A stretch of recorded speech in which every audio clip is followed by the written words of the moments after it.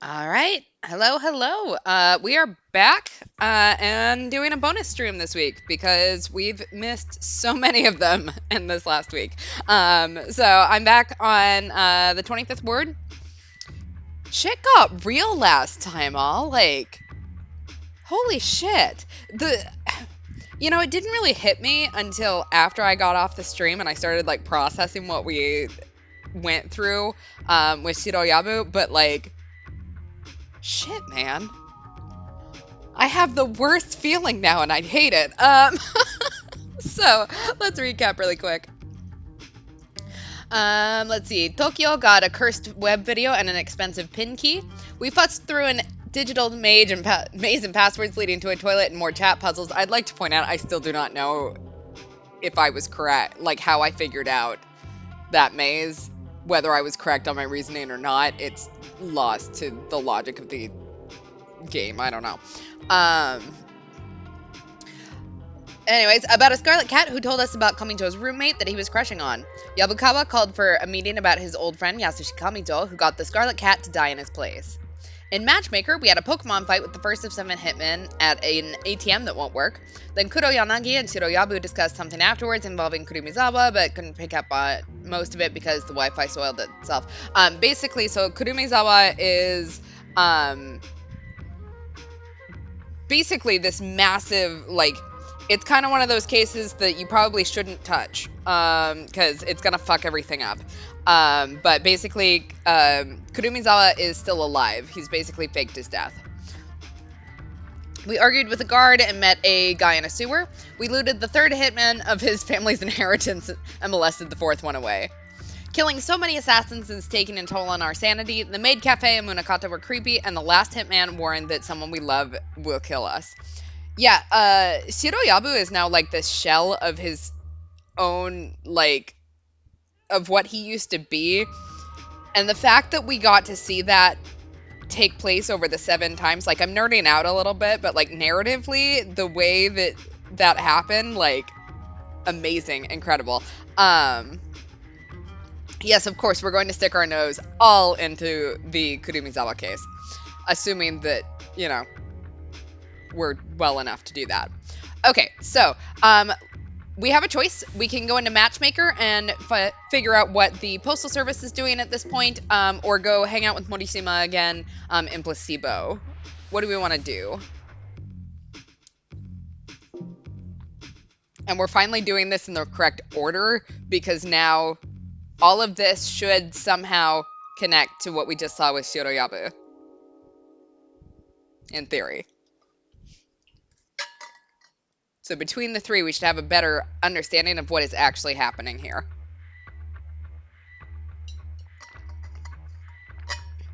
I think the Postal Service will be really interesting considering the fact that we know that Kuroyanagi is Postal Service. So whatever we didn't do last time, okay, that was Postal Service, so let's go back to Matchmaker. All right.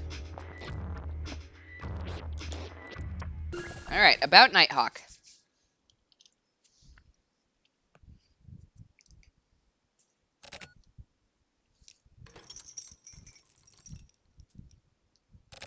Well, something is chained up. Oh, I think those are knees, so someone. This is a little kinkier than I wanted it to be. What's our safe word? Well. Oh no, who is it? I'm scared. Damn. Oh. Is that who I think it is? Isn't that our seasoned guy, not our newbie? Yeah, the safe word is Kamui Uehara. 14 hours earlier, 10 a.m.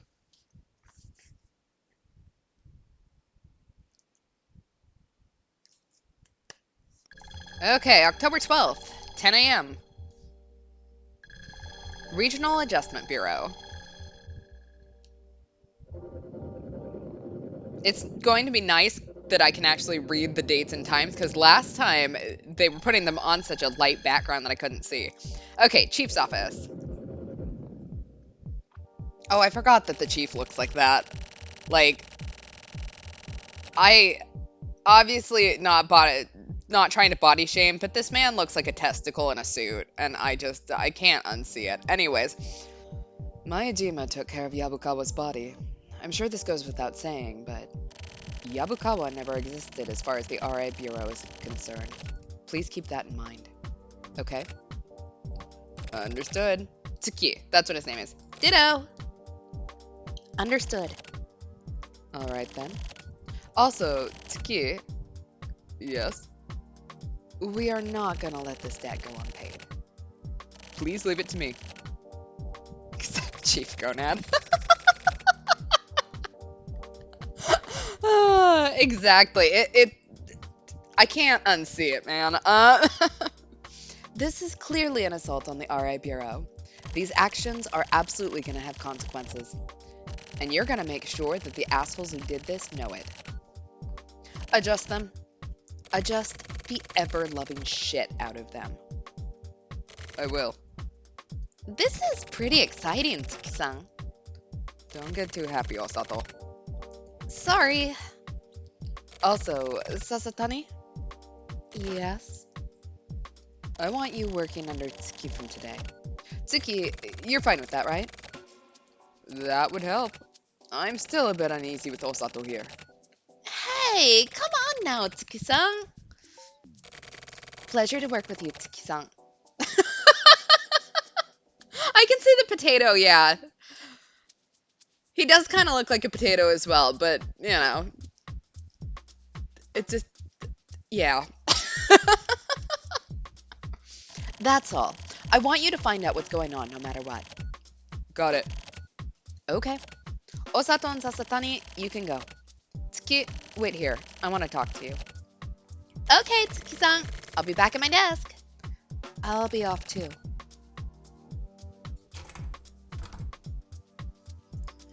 All right. What did you want to speak with me about? I said what I said just now for those guys' benefit. Tsuki, this guy we're after, it's probably going to be a real bitch of a job. Poda testes. Chief, do you have some new info or something? No, not exactly. Is it another hunch again? You know how it works. My hunches pretty much hit the bullseye the worse my mood gets. The Reaper's hunch. That's what they call it. I had this same feeling about Yabukawa just for a moment. The moment I saw his face. But I couldn't tell him not to move on Kamito. Maybe I should have stopped him. This probably sounds a little too forward, but I don't think your judgment was wrong in that situation. You don't have anything to... It's okay, Tsuki. As head of the RI Bureau, it's my job to take responsibility for all of this. Okay. Also, you've already heard this from me plenty of times. But take care of Osato. I know, really. And with regard to this investigation? I know, keep Osato as backup. No. Huh? You aren't exactly wrong. Keep Osato on backup as his main duty, but don't tie him down to that. You need to let him move a bit freely. Let him move? If we use Osato as bait? Yeah. It's a bit risky, but it should get results as far as drawing our enemy out into the light goes. There we go. The itchier the balls get, the more accurate the shot he makes.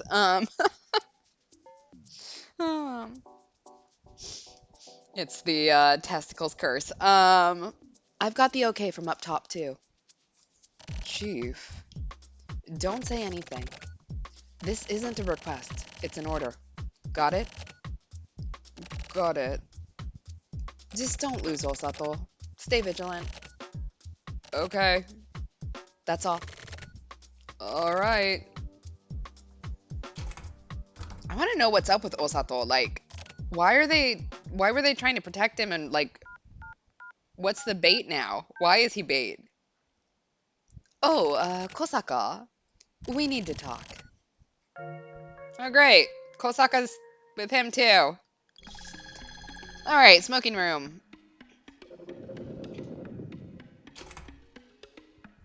There we go. We spent the last game getting called Big Dick. It is our turn to compare them to genitals. This is just equality. Tsuki-san, is this the place? Yeah, why? I wanted to talk to you about the investigation, about what happened to Yabu. So, let's hurry up and get to it. First, we're gonna take a break. Huh? Also, this. We're supposed to be mourning the dead, so you can know a man's worth in the taste of tobacco once they become smoke. That's what they say, at least. Huh. You want to be somebody? No, I'm fine, thanks. I can't stand the bitterness. Even just the assumption that cigarettes must taste bitter, it kind of turns me off, you know? You really do have a sweet tooth, don't you? Aw, well, thanks. That's not a compliment. I know. What the hell are we even talking about? Okay then, mind if we talk about something more serious? Something serious? You? No way. Even I get serious sometimes. Anyway, when we found Yabu's body, when I saw you get, like, really emotional.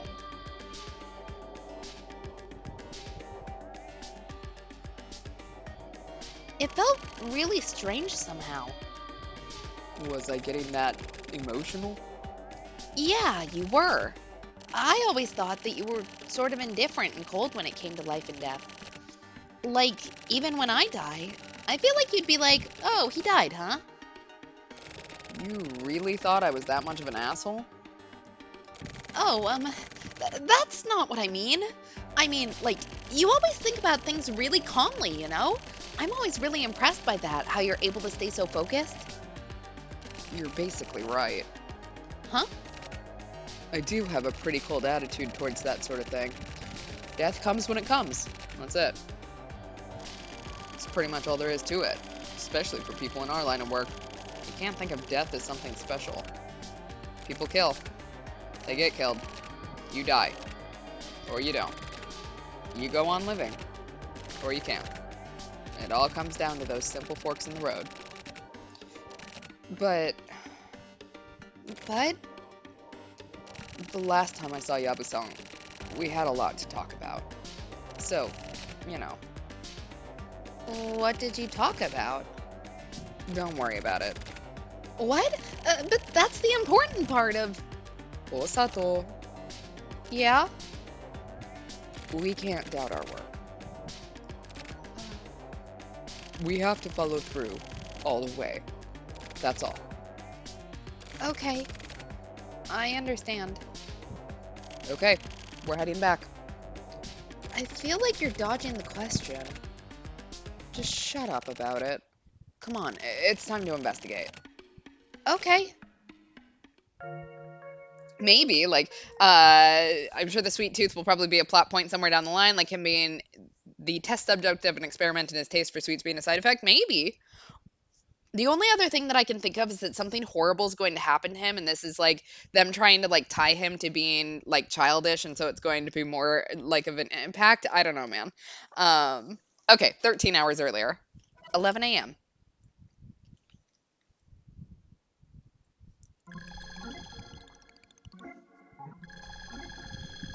Still in the Regional Adjustment Bureau.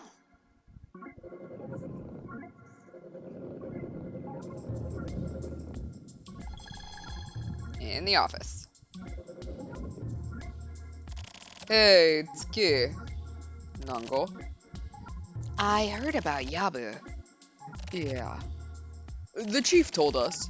We're working on Yabu's case this time, too. Let's make this as right as we can. Yeah. Oh, yeah. You said you had something you wanted to talk to me about, huh? That's right. What's up? I just got word from a chat room buddy of mine. Something kind of weird. Huh? You better not be fucking around and chatting during work. Oh, no, I mean, like, it's about the Kamui Net 25 thing. Really?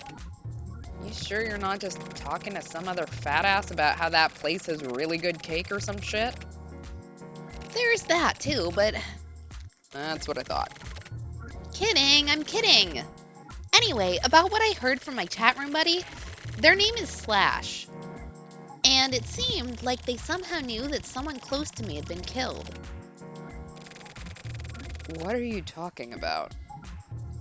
I haven't really talked with them that much yet, so I'm not 1000% sure. I'm not sure if I should take this conversation any further with them. At the moment, we need any leads we can find. It's fine. Go and try talking to them. I'm assuming it's the same Slash as we're talking to with Morishima. Yeah, KamuiNet 25, the only site funnier than KamuiNet 24. Okay, in that case, Look at those chunky monitors. Message from Slash. sorry for the wait. Hey, sweet. Took you long enough. Been waiting forever. Sorry about that. Had to take a phone call. Anyway, the thing you were talking about. You were right. Someone did die.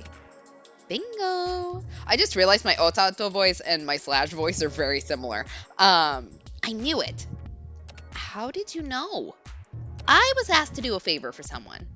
They said a friend of yours had died and that you were upset about it. Said to hand this file over to you. Said it would make you feel better. Who is it? I can't tell you that. Got my own job to think of, you know? Anyway, I'm sending over the file and message they had for you. Like I'm some kind of messenger. Thanks. Okay, talk to you later. All right, we have one red message. 2, sweet. Your name is Key. Okay.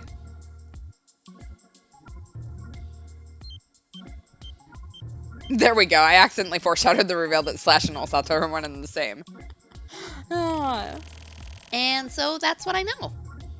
Try opening the file. I'll try scanning the contents before unzipping it. Looks like it's just a single text file.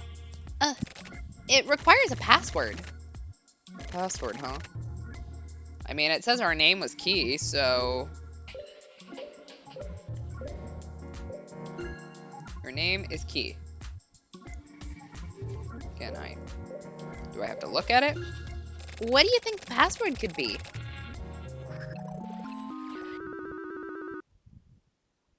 Well, that's numbers, that's not letters.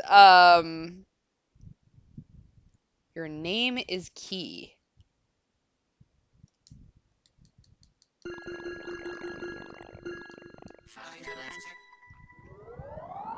I knew that was not going to be it, but, Guess that's not it. your name is Key, huh? You mean my name? So sweet then? But this requires numeric input. Maybe we have to change the letters into numbers? How? You know, like this. Like how? Counting. We count the letters? Sort of, yeah. Whatever. Let's try it out. Okay. Oh, this is gonna be very, Okay, so, I need S first. B, C, D, E, F, G, H. Oh, I'm just gonna look it up. I'm over here trying to count on my fingers. It's not gonna happen. Let's see. 25th Ward. I have a walkthrough in one of these tabs. Okay, matchmaker.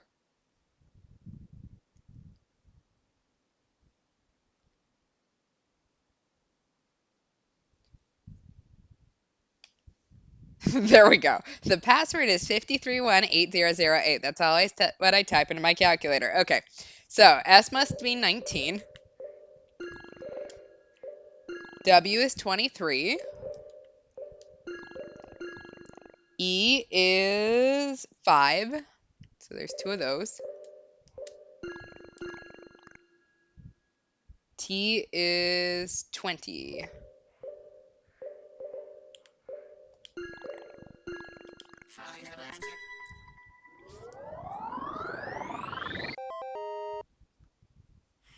Okay, there we go. Got it. So what does it say? Let's see. Ishizuka, today 1 p.m. Akihiko Alley. Vending machine. Mont Blanc latte. That's it. Akihiko Alley at 1 p.m.? Wonder what it's about. Yeah, Mont Blanc latte. that's what I thought. You're wondering about the goddamn sweets. Let's go! We need to check this out. Come on. Hey, Sasa, get the car ready. We're leaving in an hour. Okay, got it. Tsuki-san, What? Mont Blanc latte. That means it tastes like chestnuts, right? The fuck do I care? I'm kind of excited. I mean, I'd try a Mont Blanc latte. Just gonna put that out there. That sounds tasty. Okay, 11 hours earlier. 1 p.m.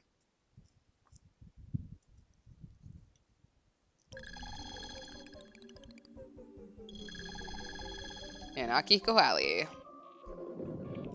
Chat with Ishizuka. Tsuki-san, it's time. That looks really sketchy. Yeah, it looks really suspicious. Sasatani, can you try peeking in? Why the hell do I have to do it? Isn't that kind of thing your job? Yeah, I guess so. Osato, your gun. I know. Okay, then. Anyone home? Gentlemen, you've come. Ah! Damn, you surprised me. Who are you? Nice to meet you. My name is Ishizuka. I've got info for you. So you're Ishizuka. First, please put that gun away. Tsuki-san? Put it away. Okay. Anyway, here, have a drink. Mango cola. Alright, we got a mango cola. Is it any good? Don't worry, I guarantee it's good. Okay, I'll take one. Hey, do you have Mont Blanc latte? Mont Blanc latte. What a rare choice. We've got that too. Here you go. Yay, we got a Mont Blanc latte. Wow, so this is Mont Blanc latte. It's got a really unusual taste to it, but I think you might like it. What do you mean? Tsuki-san, shouldn't we... I know. Ishizuka, we're here because we received a sort of invitation. Tell us what's going on. You're quick to get to the point, huh? Okay, I'll fill you in. Basically, I received an order from a client. They told me to give you this. Alright, we got a 1,000-year tea. 1,000-year tea? This tea is legendary and it is a special, limited edition version, only available at a certain place in the 25th Ward. I know where. Where? The 1,000 Hotel. Oh, I know that place. That's that hotel that, while it was being built, the parent company went bankrupt, so it ended up getting abandoned, right? For a while, people were getting excited about it being a ghost spot. That place, huh? Tonight at 8 p.m., take that 1,000-year tea to the 1,000 Hotel. Apparently, some gentleman from the Old Ki Syndicate will be waiting for you. The Oki Syndicate? Did you just fucking say the Oki Syndicate? Huh? Hey, that hurts. Answer me, motherfucker. Huh? Tsuki-san, calm down. What's the problem, Tsuki-san? Yes, the Oki Syndicate. Right? Why the hell is the Oki Syndicate? They were supposed to have split up. Some of the remnants are still squirming around. Here, inside the 25th Ward. And those remaining are calling on you, gentlemen. I was hired as the middleman.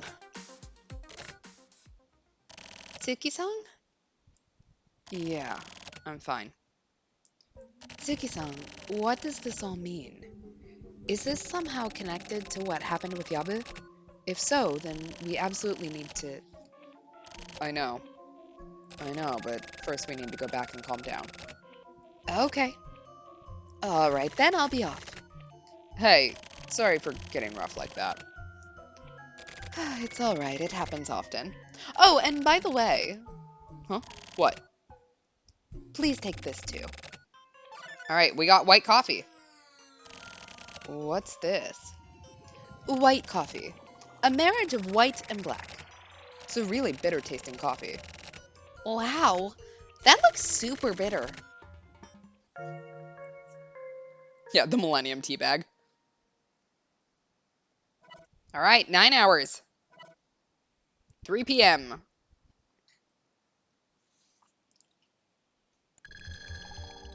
We're back at the Regional Adjustment Bureau. Yeah, white coffee. It makes the racists riot. I was thinking it was like like White Russian, but Sasatani, yeah, what is the OKI Syndicate? I don't know either. Oh. Ichigaya! Ichigaya! What's up, Osato? Are Tsuki-san and Nango still in the chief's office?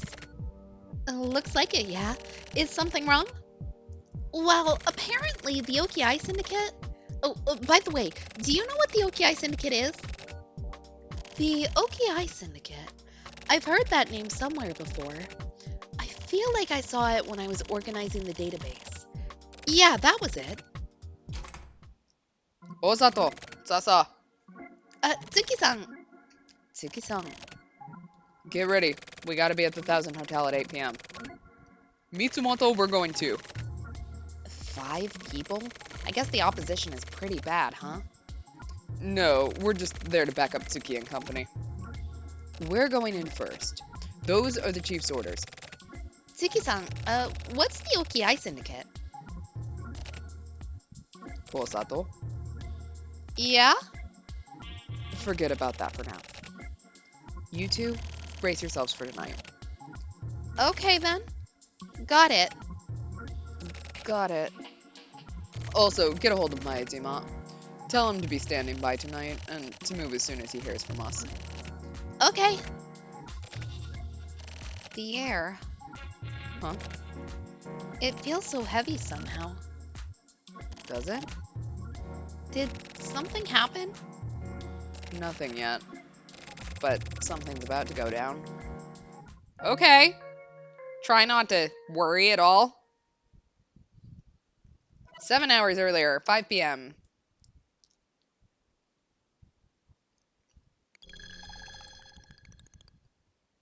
At Seaside Park.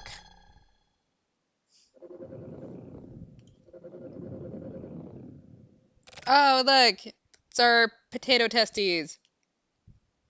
You're late.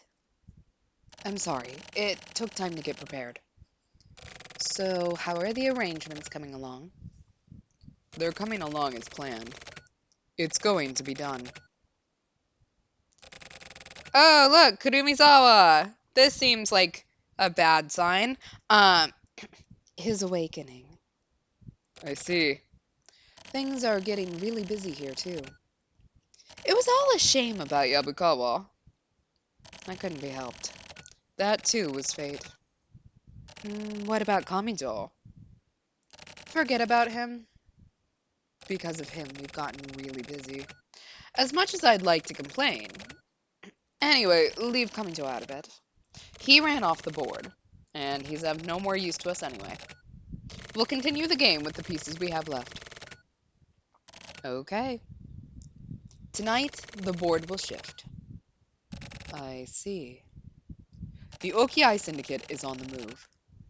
Just as our information said. Will we be able to hook them? We'll get at least one big fish for sure. But we need to proceed carefully. Otherwise, we're going to get pulled into the sea ourselves. You be careful. What shall we do? He's a pretty formidable opponent, after all. If I die, leave the rest to me. All right, I'm off then. Okay. Kiryu?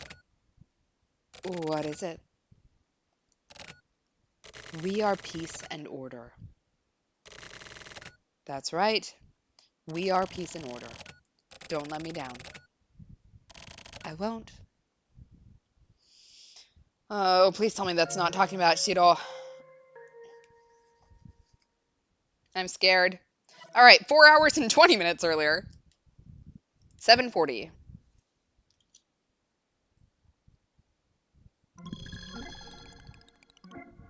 In the car.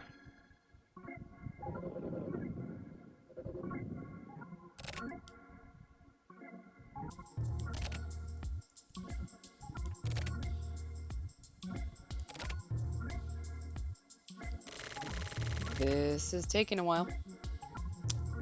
Sure is. Does he even understand the situation?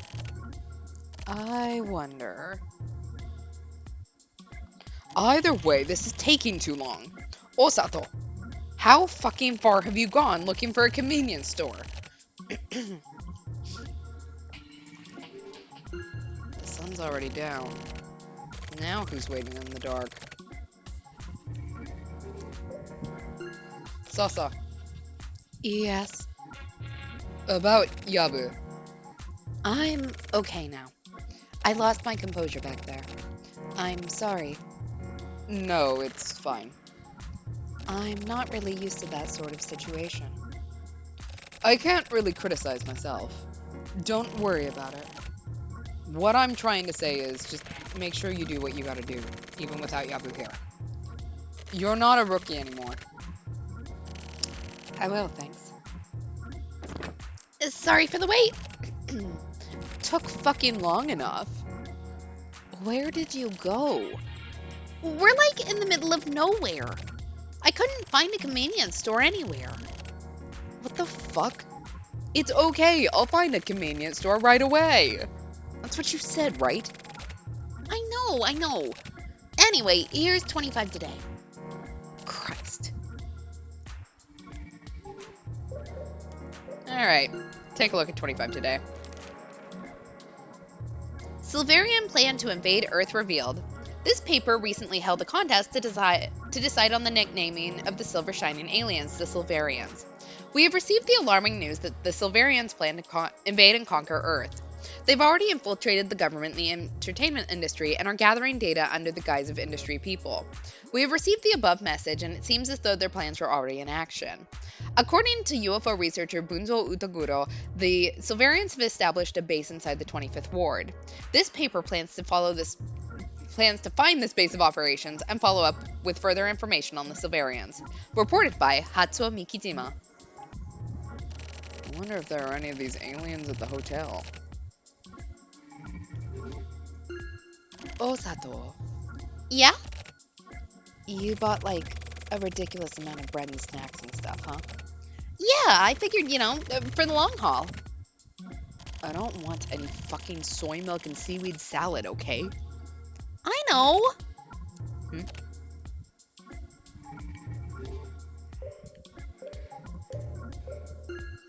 We should get going. Okay, let's give it our best shot. Osato, Yeah? you stay back here. Huh? How come? Make sure we can get the car out anytime. We might have to leave suddenly. But Tsuki-san, Sasa outranks you. I know, but still. This case is pretty fucked up. I want to stay as safe and ready as possible.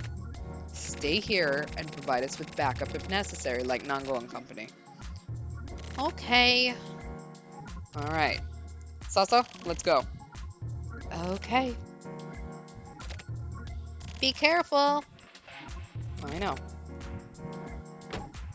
So who wants to put money on the fact that he is not going to stay in the car? But Tsuki-san, come on, man.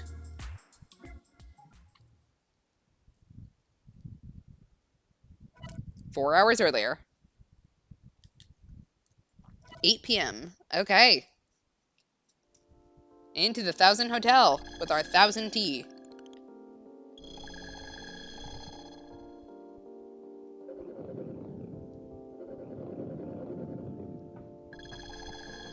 Main entrance.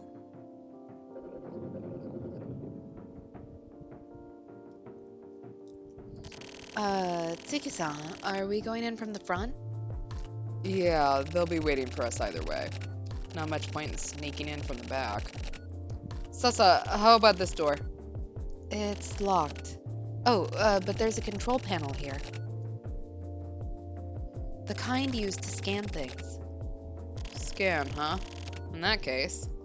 I mean, we have the tea.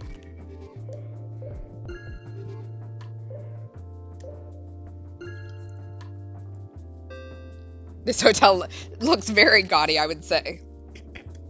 Sorry.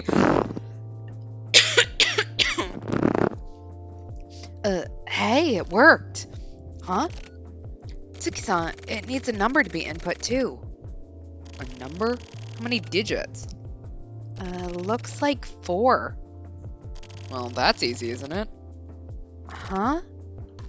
Think real hard about where we are. I mean, is it 1,000? Wild guess.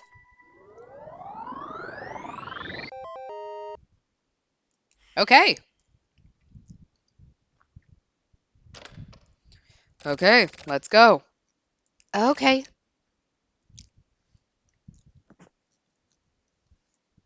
Three hours and 30 minutes earlier. 8:30.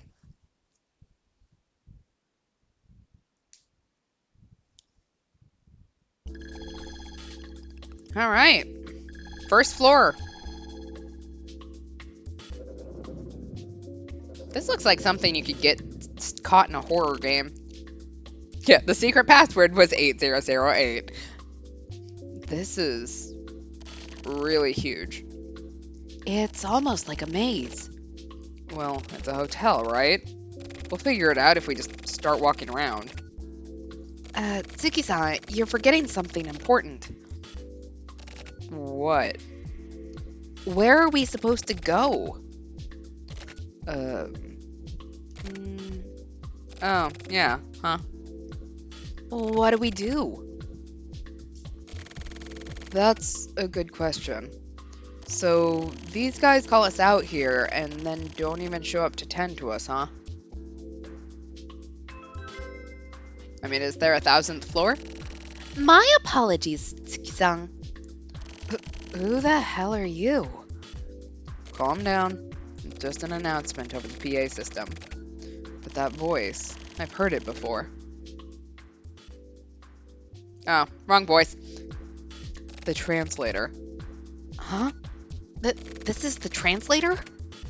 Sorry for leaving so suddenly earlier. I'd like to take the time to speak properly with you today. Hey, motherfucker. You hear me? Yes, loud and clear. How exactly are you and the OKI Syndicate connected? I'll explain once we meet. Actually, once we meet, you should be able to work it out yourself. The hell does that mean? Can you come on over this way, please? Where do we go? Keep moving through the hallway you're in now, and you'll come to a staircase going up. Please come up to the 25th floor. By the fucking stairs? I'm sorry, but the elevator is currently under construction. Anyway, I'm in a room on the 25th floor. For now, please come up to this floor. I'll guide you along once you reach the 25th floor. Okay. Oh, one more thing before you come. I've taken the liberty of arranging that hallway specifically for you. It's become quite the attraction. Attraction? I figured simply meeting each other wouldn't be much fun. It's important to make things fun, you know. This son of a bitch. I'll be waiting. There we go. For a second, I thought the game was going to break the fourth wall and say that the geometrical interface at the bottom right was the thing talking to them. I mean, I think that might have been interesting, but nah, just the translator. Tsuki-san. Sasa, we're going. Okay. All right. Well, let's get going. North, I guess?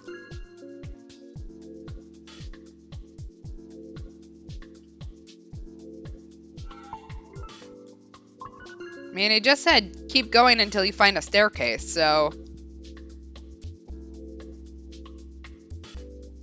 Hey, isn't this the entrance? Return to the starting point, huh? If this is supposed to be some sort of attraction, The least he could do is give us a goddamn hint. Okay, can I look around? Salsa, you feel that? Sort of, yeah. It's like the entire floor is squirming or something. Yeah. It's like it's moving, like it's alive. Okay. Oops, not what I meant to do. He's totally fucking with us. I hate that fucking guy.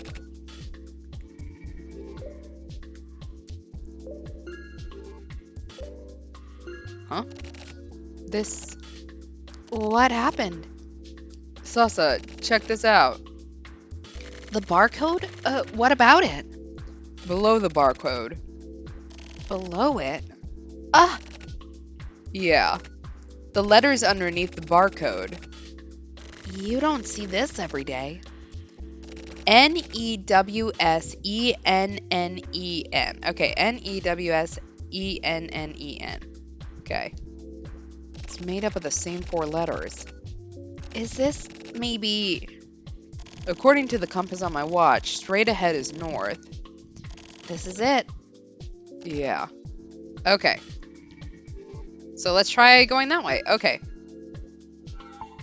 N...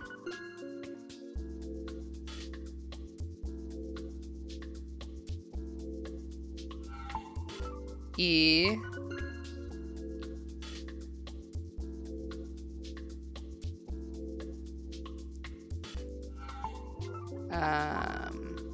W...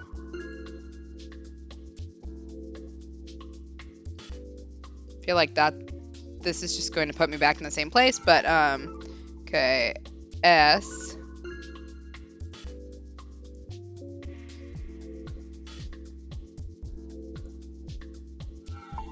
E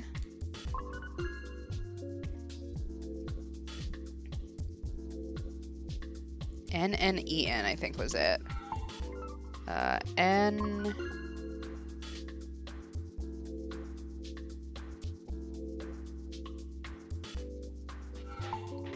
N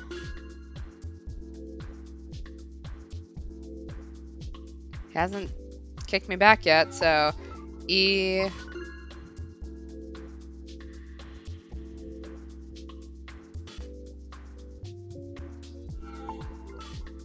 N.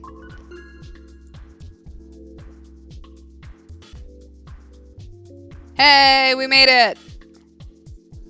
This is the door to the stairs. All right, then. We're going up.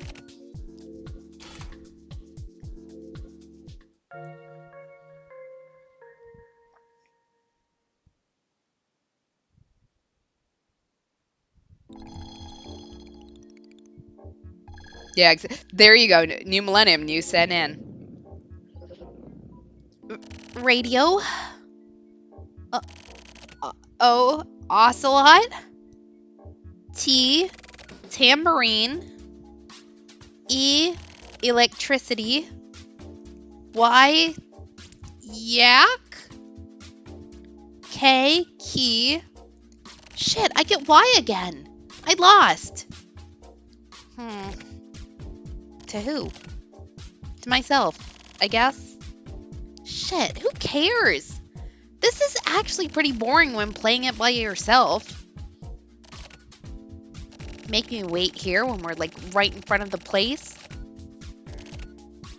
Sasatani may outrank me, but I've been Suki-san's partner longer. So he outranks me, but I kind of outrank him too in that aspect. So even though they both outrank me, they only half outrank me, but put together I guess they outrank me by 1.5? I don't even know anymore. Screw this. I'm going in after all. I can't take it anymore. I should be able to sneak in from the back without being seen. Yeah, I'll be fine. They won't see me. Probably.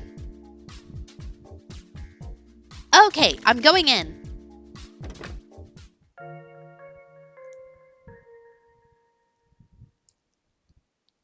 All right, 3 hours earlier, 9 p.m. This is going to end very well, I'm sure.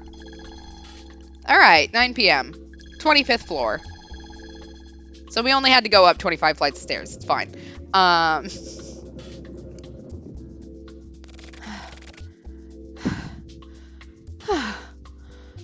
Damn.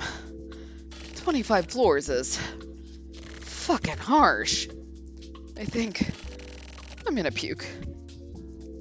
Tsuki-san, are you okay? It's time like these when my age really catches up with me. Come on, Tsuki-san. You're still young. What's up? That door is the only one open, isn't it?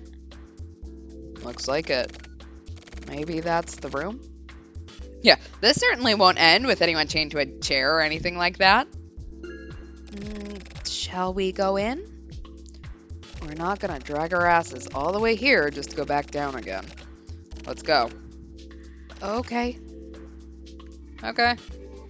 Let's go.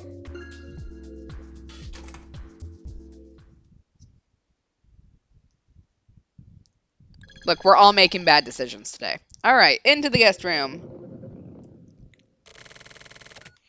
Sasa, be careful. Got it. I've been waiting, Tsuki-san. The translator. We don't need to use that name anymore. My name is Mitsuki Haijima. From now on, please just call me Heidi. You sure don't look like you're from the fucking Alps. Oh, really? So, why don't you tell us what the fuck is going on? Well, there's so much. But I wanted to introduce you to this gentleman. Who? You motherfucker. You're still fucking alive.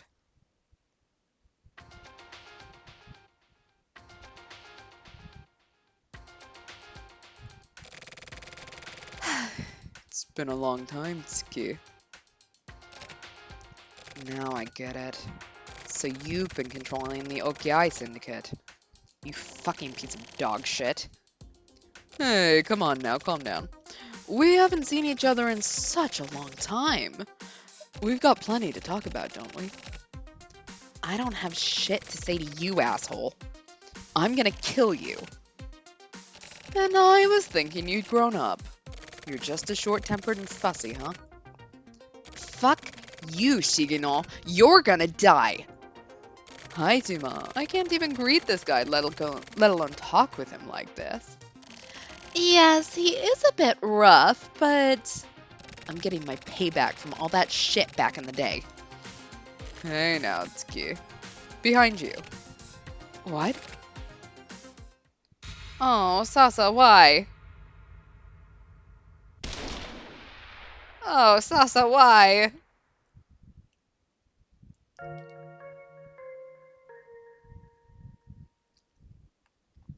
All right, 2 hours and 40 minutes earlier, 9:20 p.m.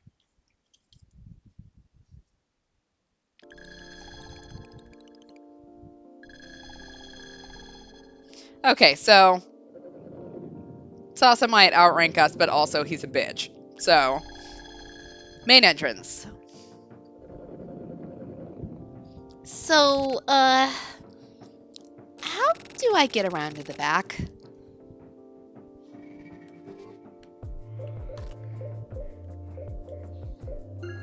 How do I get back there? Okay, well, let's look. Is it this way? Osato, Nango? what the hell are you doing? Tsuki ordered you to stay back, right?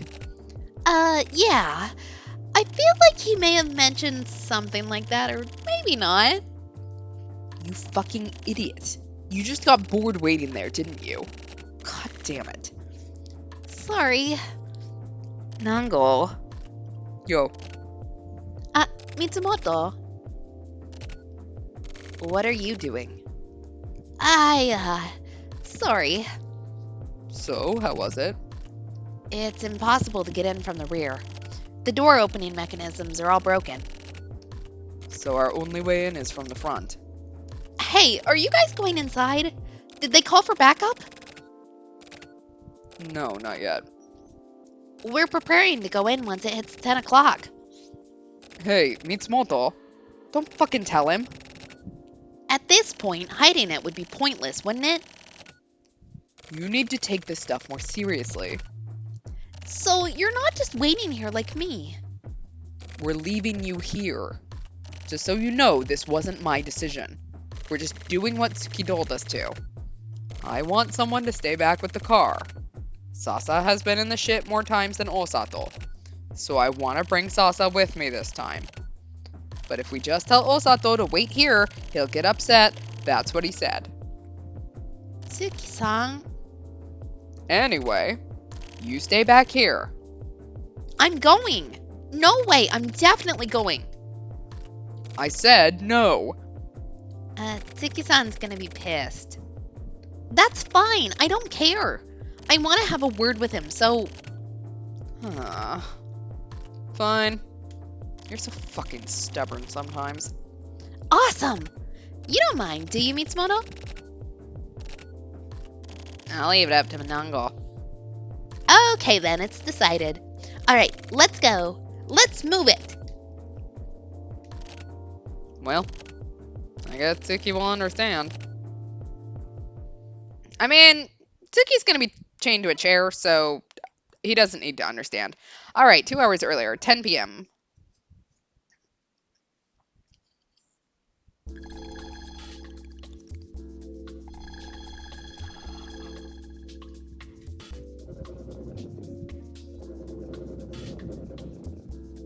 This place is big. No wonder the parent company went bankrupt building a place like this. Nango, Tsuki's ID signal's coming from a higher floor. I believe it's somewhere on the 25th floor.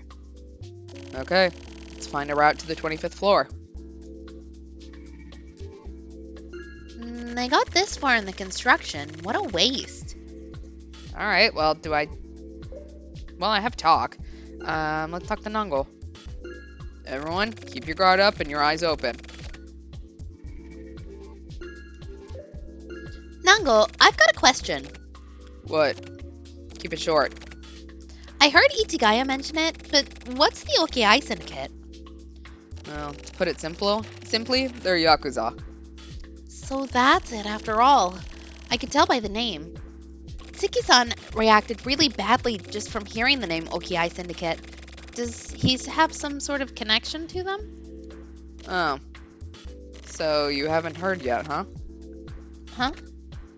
Tsuki used to be a member of the Okiai Syndicate. What, really? Yeah. He was down near the bottom of the ladder when he was with them. Now that you mention it, he does sort of have a gangster feel about him, huh? Former, that is. So why did Tsuki-san join the RA Bureau? Ask him yourself. Huh? You can't just leave me hanging like that. This isn't the time to be laying out his fucking life story for you. Well, yeah, I guess.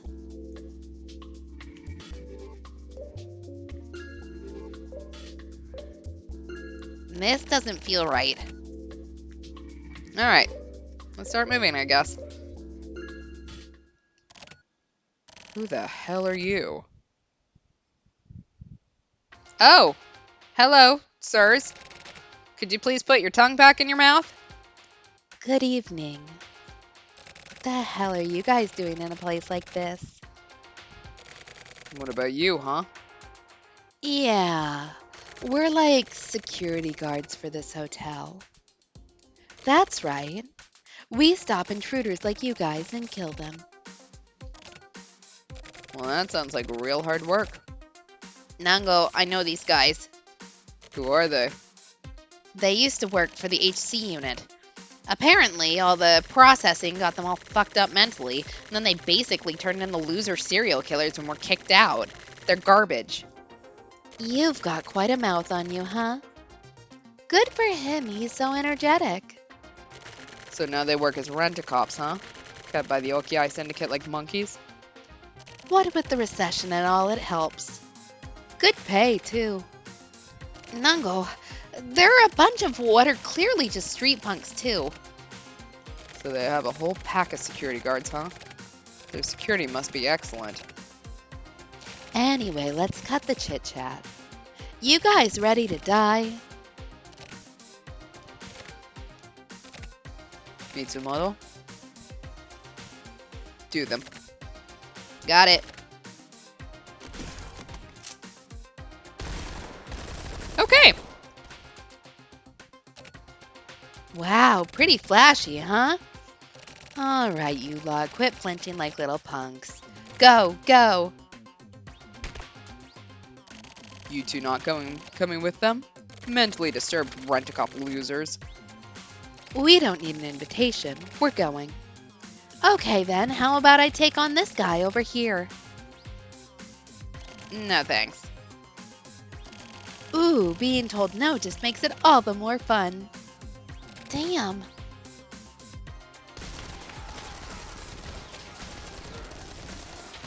Okay, we'll just stand here. It's fine.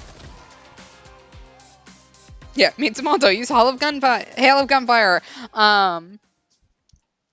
Do the thing. All right, 1 hour and 40 minutes earlier. 10:20.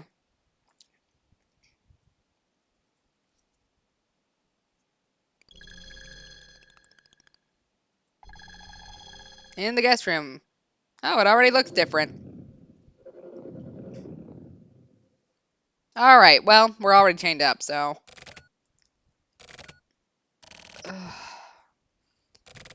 Where am I? Tiki-san, are you awake? Sasa.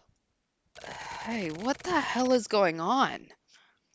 Sorry, this is what's going on. I really screwed up. I can't believe I never picked up on it till now. This goddamn traitor. Well, I put a considerable amount of effort into it. After all, infiltrating the RA Bureau is a life or death matter. Why haven't you killed me? I mean, you're going to disappear shortly anyway. But before that, there's someone who'd like to meet you. So I had you put to sleep for a little while. Me? Who is it? This person.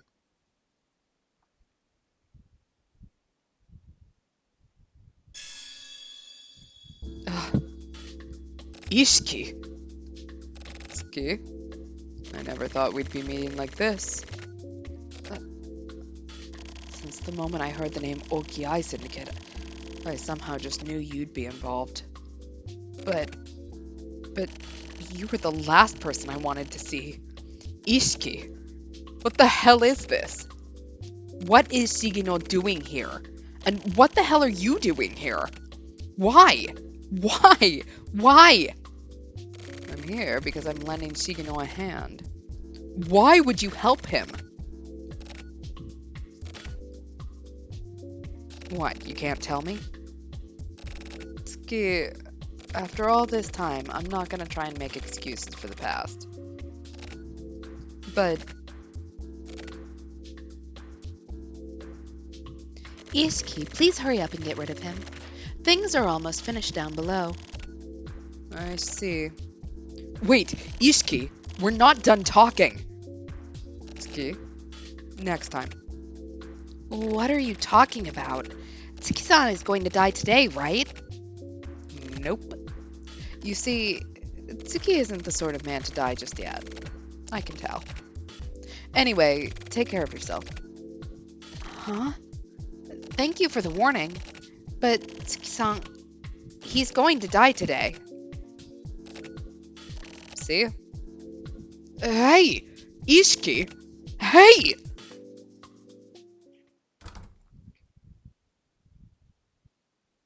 "50 minutes earlier, 11:10 p.m.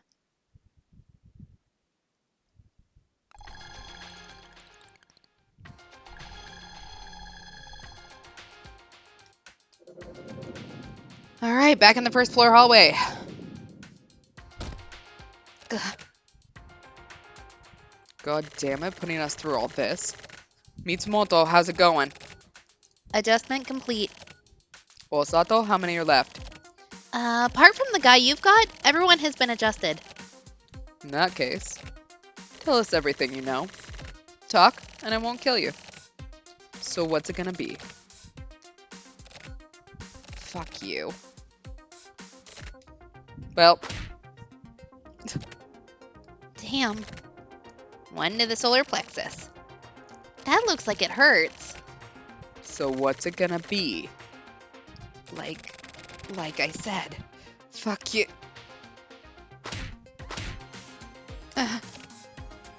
Two to the solar plexus.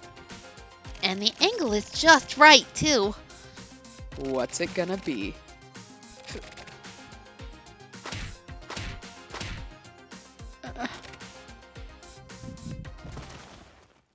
Three in the solar plexus. Is he passing out? Actually, it looks more like he's fainting in agony. Looks like we got a real tough guy here. What do we do? Pitsumoto, contact Mayajima. Have him clean up the bodies and collect this guy. Understood. Osato, you go and find Tsuki and the rest of them. You got it. Osato? Yes? I got this off of a guy I adjusted. A mobile info terminal? Looks like it. We should be able to hack it if we jack in. So, the Catherine Nano then? Yeah. This may contain information about the hotel. Yeah, I'll try it out. It looks like this requires a 4-digit password in order to bring up information about each floor. See what you can do about that. Okay.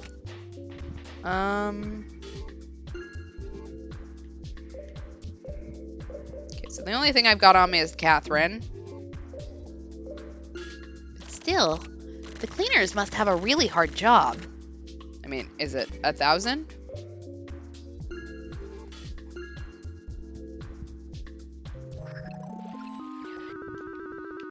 We're gonna try it again. It might be wrong, but...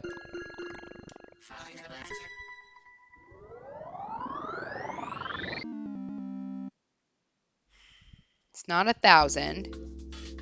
Nope. Info for the first floor of this hotel. 4-digit password. That reminds me of what Tsuki-san said. Sometimes it's the most simple ideas that provide breakthroughs. Okay, this is gonna be a stupid guess.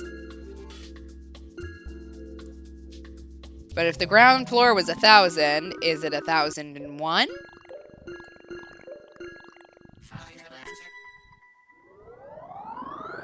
Hey! Awesome!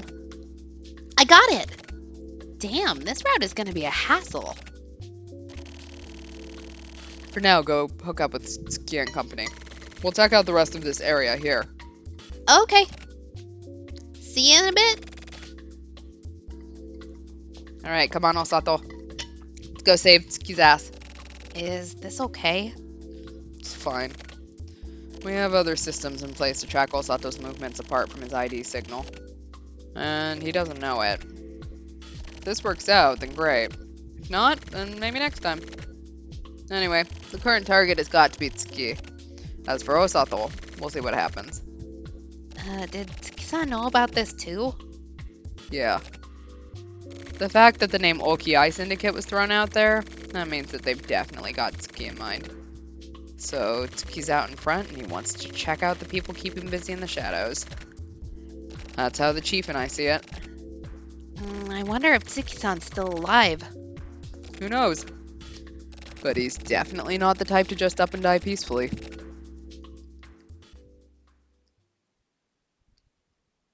"10 minutes earlier, 11:50 p.m.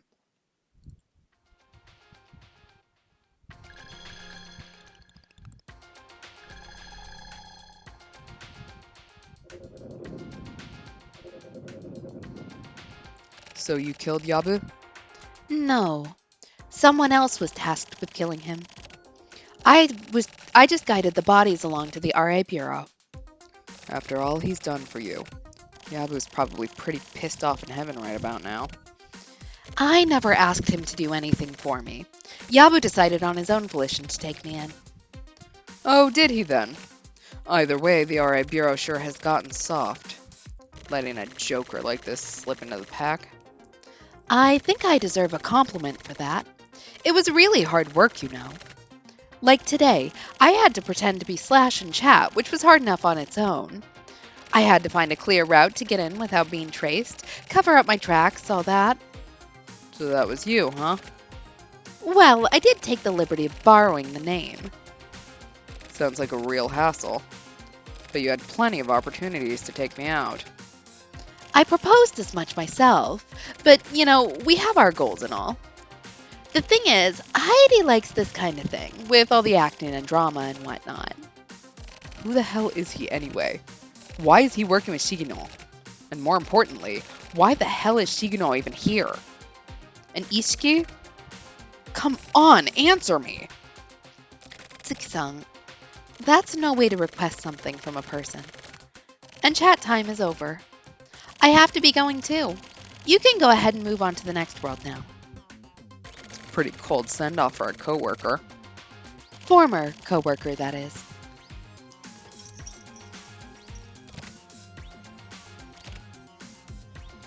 This is, well, shit.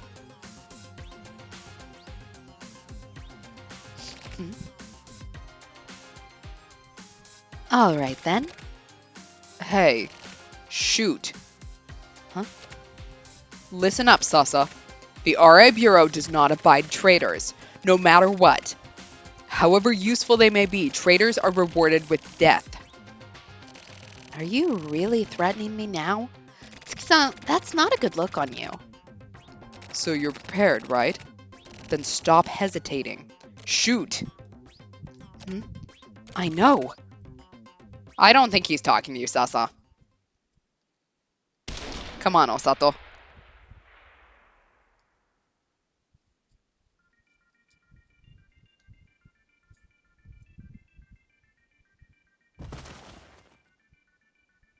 Oh.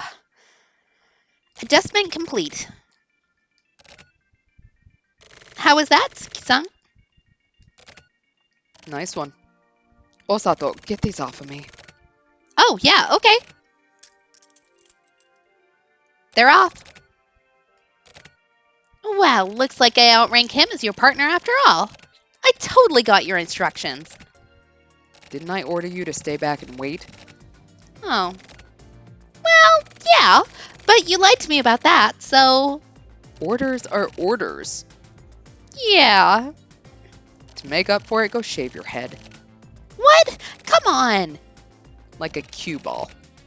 Tsuki-san, Please don't make me go skinhead. Well, fine. You did help me out after all. I'll let this one slide. Oh, thank God. In exchange, help me out. My back hurts so bad I can't stand up. Tsuki-san, you really are middle-aged now, huh? Shut the fuck up. Yay! We got to him!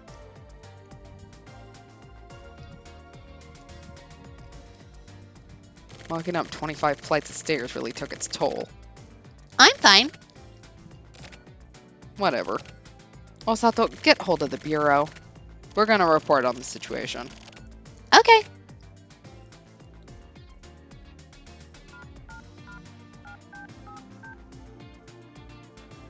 Hi, it's Osato.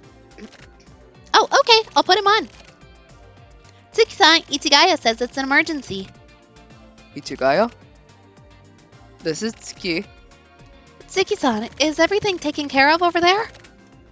Basically. I see. In that case, I know you must be tired, so I'm sorry, but could you come back to the Bureau ASAP? What's up? The chief says he wants to have a meeting regarding adjustment duties. I see. So it isn't about these guys here? I'm afraid I don't know. All I know is that it's regarding a target for adjustment. Who's the target? The name is... There we go. For saving us, you will receive 100 gold doubloons in your bank account. But for defying orders, you will be drawn and quartered. Tokyo Morishima. Well, we're going to have some fun times this Tokyo. But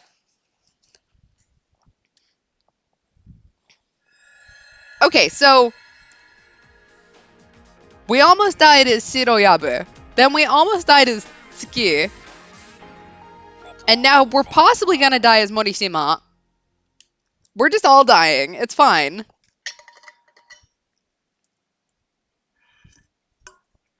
Not to mention, we don't know now how these two incidents have actually fit together. So,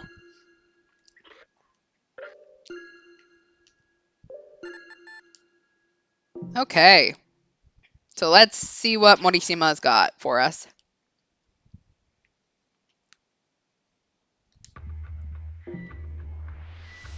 In placebo. Yogore.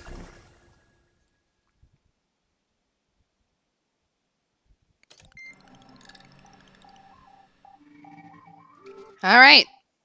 Check our mail. We have one unread email. Today's word, dead zone. 1. A space with no sound, a silent world meant to make people nervous. 2. In psychological terminology, it is the mental state of achieving a goal and then losing sight of the road ahead, accompanied by a sense of duty, giving up, and a sense of hopelessness. Or 3. The place between life and death.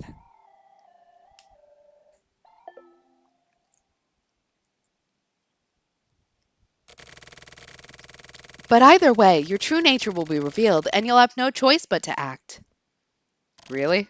But I still can't believe that I'm capable of something like that. It's your calling. It's your fate and your destiny. Is it not in order? Unfortunately, it's not in order. I can't give that order. All right, Yokore.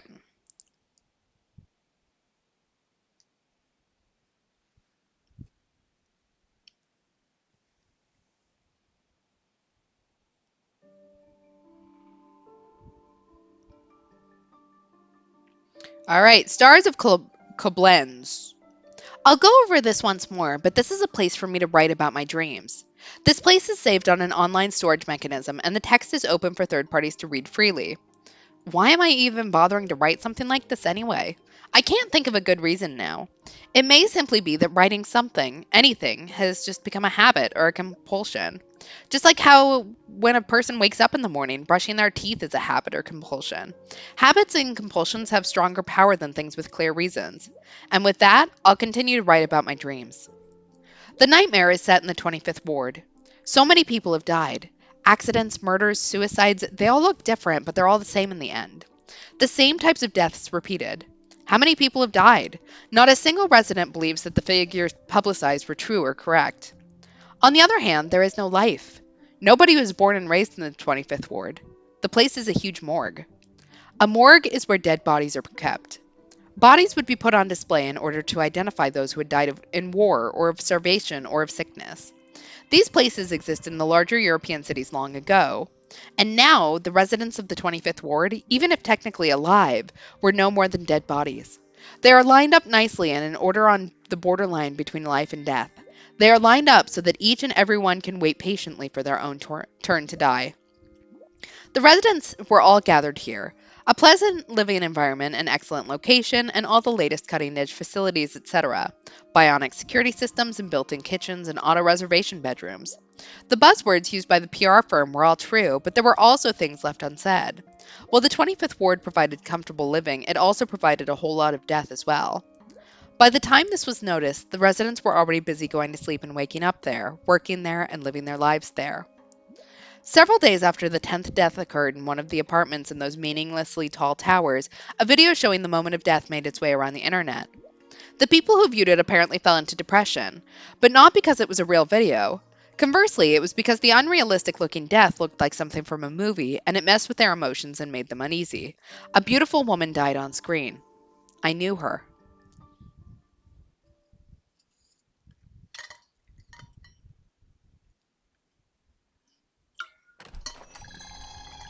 All right, into the Bar Sumire. I'm liking the opera in the background.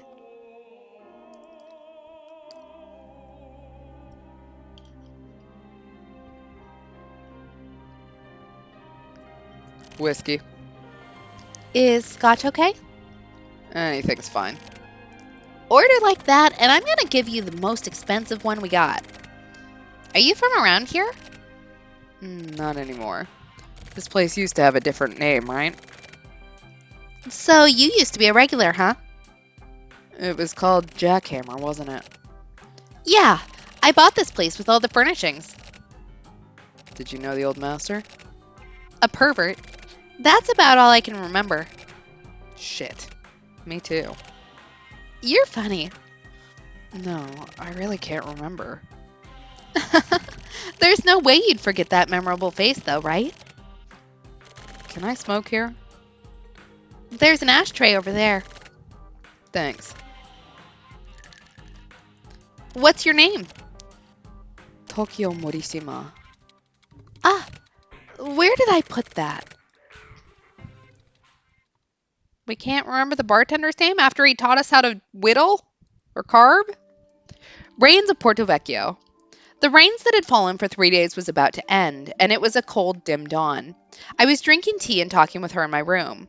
We had conversations like this pretty often. Back then, whenever we had the time, we'd talk.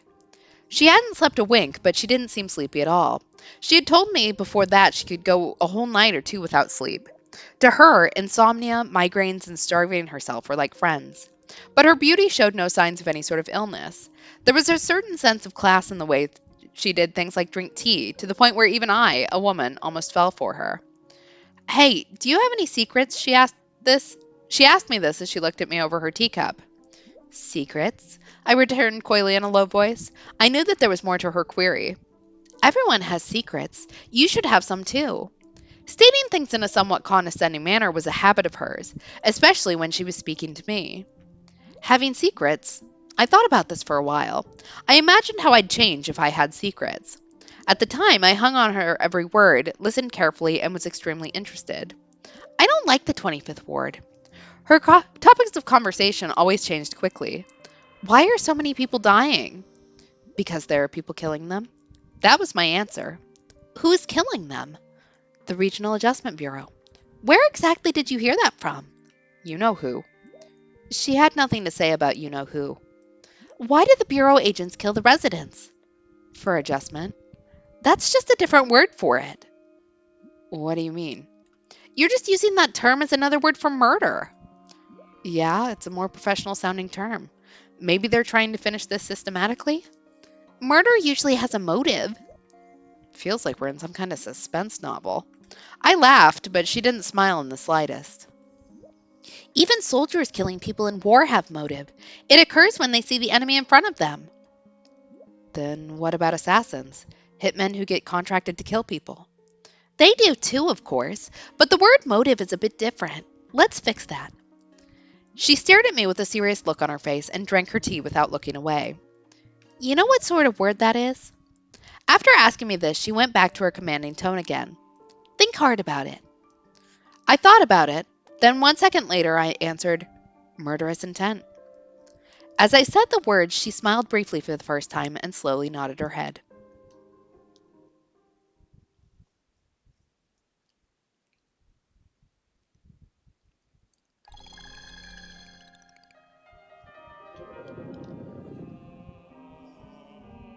Yeah, this here. It's a turtle. Yeah, a turtle. What is this? The old master left this here. Oh! Said that if a guy named Tokyo Morishima shows up, then I should pass it on to him. I carved this. Huh? I remember there was some sort of trick. Trick? To this? Yeah. Probably the shell. Exactly. Forfeit all mortal possessions to the turtle. So, what's in the turtle? Skies of Jeddah.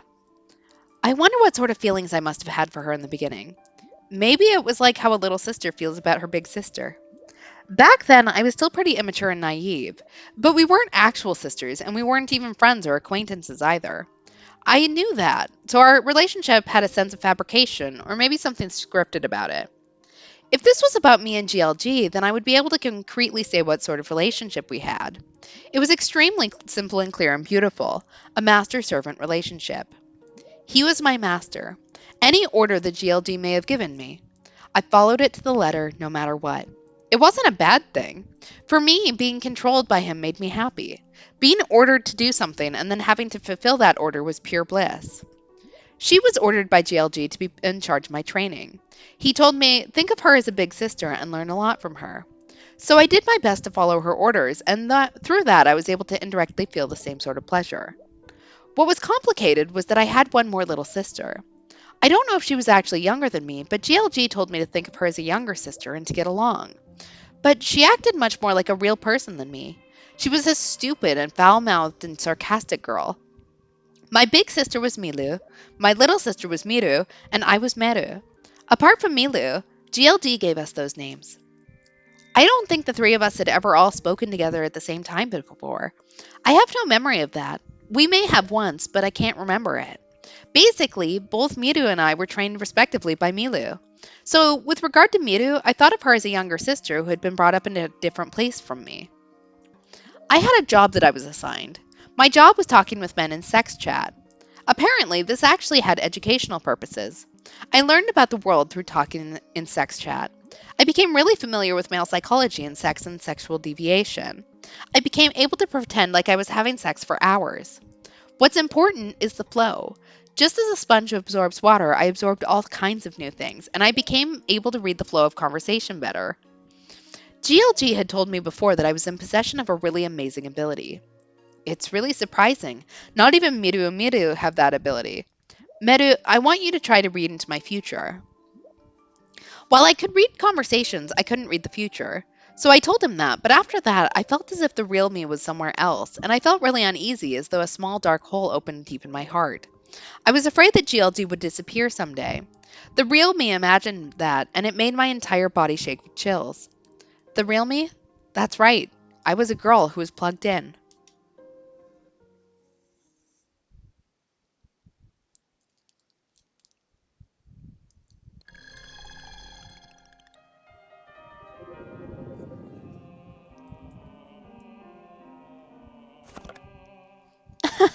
The shell came off. There's something inside. What's this? You mean you put that in there yourself? Looks like it. What a weird present. All right, let's use the cell phone. We've got mail. Mail?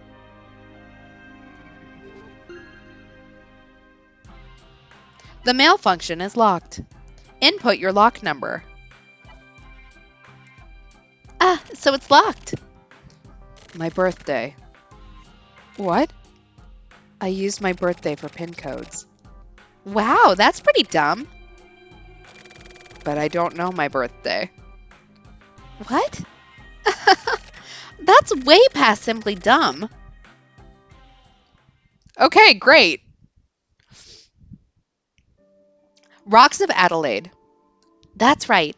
Since I was a girl who was plugged in, the real me had never met Milu or Miru in person. I simply spoke to them through the monitor all the time. It's the same as how I would talk with the sex chats clients. The only communication I knew was done using a computer that was constantly connected to the internet.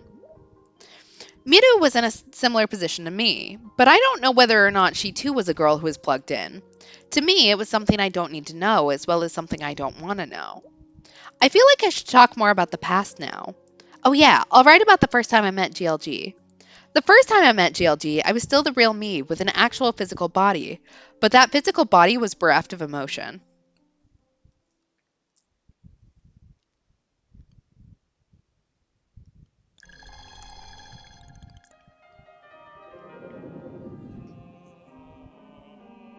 Why don't you know your own birthday? Because I don't remember. Do you have amnesia? I've never had much memory of when I was a kid. But recently, I've started realizing that I can't remember lots of other things either. How come? That sounds pretty bad. But sometimes I can remember things. Like what, for example? Like this bar, for one. Oh, this place? Yeah, I felt like if I came here, I might be able to remember more. I see. What a weird customer. Sorry. Do you have a license? Huh? If you check your license, it has your birthday written on it, right? Oh, yeah, I guess so. Looks like I'm way smarter than you. My license. It's in my wallet. March 27th. So you're an Aries. All right. Let's enter the password then. All right. 0327.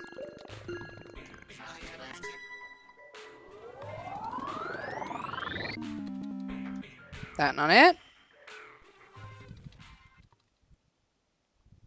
Apparently that's not my real birthday. Clouds of Nomea. I was born in the 24th Ward and brought up in a dark underground space called the Shelter. Of the children raised in the shelter, I was part of the third generation. Up till then, the technology to create completely controllable people had been honed extensively and was implemented there, but there were also many people from the shelter who turned out to be less than perfect, and a few people who could simply not be deleted for whatever reason. I was one of the ones who turned out less than perfect. This may make you picture a child who can't really keep up in school, but the reality of the situation was actually much more grim. Also, I personally do not remember most of the things from my past in this shelter. Apparently, all of the shelter kids have the same problem with remembering their time in the shelter. It's not that our memories have been erased, but that it hurts to remember, so we can't. It was traumatic. It was GLG who taught me all of this. I first met GLG in a somewhat unseemly shop on the outskirts of the 24th Ward. The place was known as a sale club, and every day I would stand behind the counter in various types of boys. I was basically one of the shop's products meant for more perverted customers. Then, one day, GLG showed up, and the very moment he saw me, he spoke to me. "You're a real girl, right? I'll buy you, so why don't you come along with me?" I have all sorts of terrible experiences with having terrible things done to me by the customers who would purchase me there, but at the time I was completely numb to reality. There were times when I'd wake up in some strange bed in the morning, unable to move, and I'd find my lower body covered in blood and all sorts of filth. But I simply felt troubled that I couldn't move and have no memory of being shocked or traumatized by it. But there were some times when I'd get really nauseous in the shop's bathroom and would go into panic. When that would happen, the owner would give me a kind of medicine capsule. That night, like most of the other clients, GLG took me to a room in a love hotel. But it wasn't the usual cheap, dingy room. It was clearly a high-class VIP room. It had a king-size double bed and a plasma TV, and it had a huge, clean bathroom, and the bathroom had two baths that seemed to be for different things.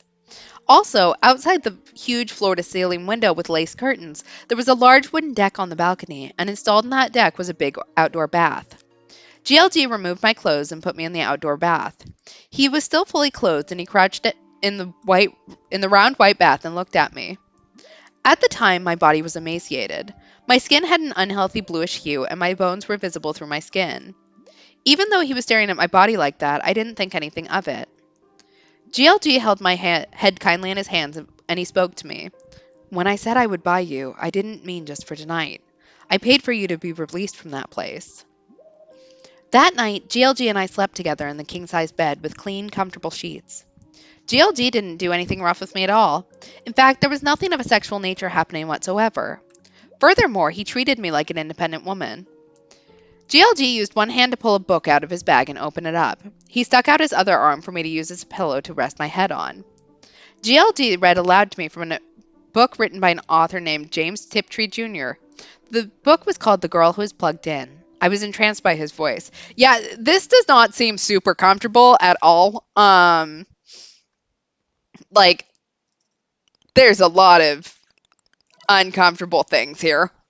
All right, incorrect lock number. So, not my real birthday. What? I guess it's wrong.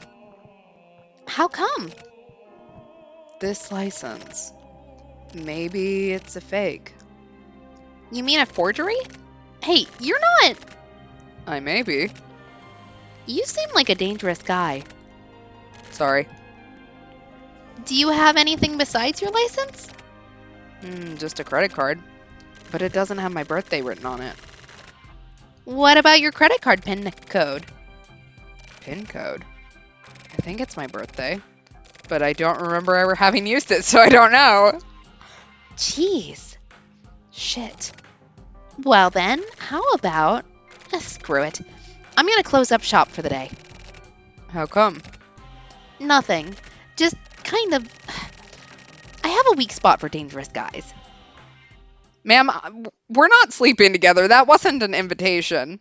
Also, I'm still hoping that at some point we see Erika again because I miss her. All right, Blood of Caracas.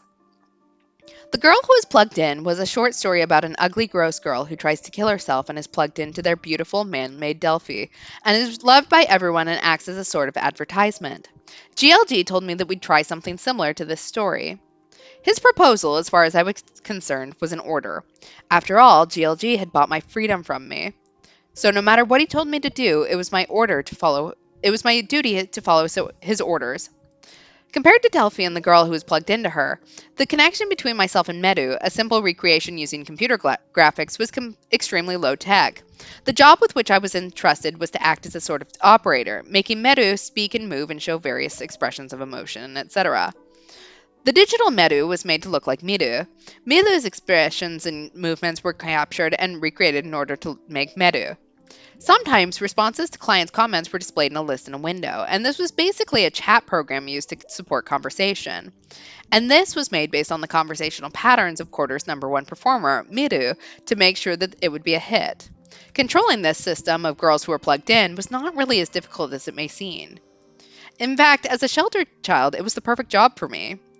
Finally, I made my debut at Quarter as a copy of Miru. It really was a sword of my fate. Useless girls brought up in the shelter before becoming grown women were cut up and sold to rental shops for rich men to pick up, and before you knew it, you're just a virtual woman hooked up to a computer. Until then, I didn't actually have any emotions. I had never cried nor laughed before. But as I chatted with countless men, I gradually started to get all of my emotions back. Actual physical sex and sex chat seem similar, but are vastly different. The men type out these mysterious phrases. The melons are delicious, huh? Oh, the melons are twitching. Wow, they're so cute and delicious. Stuff like that flows across the monitor. I had no idea what melon was supposed to mean, so the chat program installed in my computer took too long to choose a response and decided that these words made no sense. So I went ahead and randomly said, "Oh, really? You like melon, huh?" And the guy on the other side got even more excited for some reason, so I guess it worked. Oh, yeah, I love it. I really love it. I love it so much. Oh, God, the melon is coming. Oh, shit, the melon is here. It comes melon. At that moment, I laughed just a little bit. Also, and the computer graphic Medu also smiled at that same exact moment. After teaching me about what kind of place the shelter was and what sort of things happened to me there, GLG watched over my rehabilitation. At the time, I was doing nothing but repeating the same basic live chat performance at Quarter over and over, but after a week, my skills had dramatically improved. I became able to perfectly and completely use the Girl Who Was Plugged In system. Being a girl who was plugged in was really fun. When a person keeps doing something they find fun, they get better and better at it. I think that GLG had a really good eye for talent. I was a genius at being plugged in. I gradually became able to keep up with the imaginations of all sorts of men in live chat. Medu can also speak out loud. As long as it was via the monitor, she could speak with clients using a mic and speakers. As for the subjects used in chat, they covered everything from spiritual sounding voodoo-like nonsense to information on the latest cutting-edge gene splicing therapy. I became able to talk about anything. I actually have no idea whether or not that was the correct way of rehabilitating me. Basically, I escaped from my own physical being, fused with the virtual Medu, and followed the process to becoming a new independent sort of identity. Yeah, plot twist, his birthday is actually February 31st.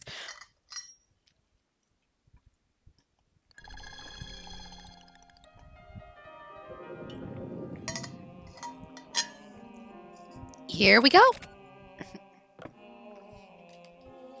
What's this? This'll help you figure it out. So, what is it? It's an online skimmer. It skims the magnetic info strip on a credit card, accesses the appropriate server, and automatically hacks in and finds the PIN code.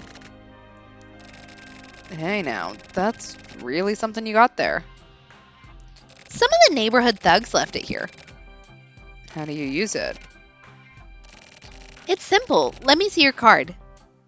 Here you go. Okay, here it goes. Transmission. What's that? I just like saying that. Alright, let's use the skimmer. Oh, that's interesting. Reminds me of how Trip in the game Facade is programmed to always treat the word melon as forbidden slang for breasts and throw you out no matter what context you use it in. Okay, alright.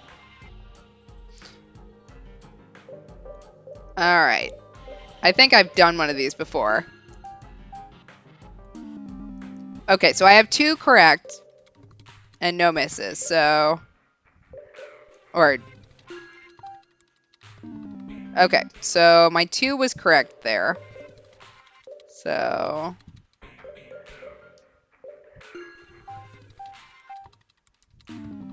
Okay, so 5 is correct.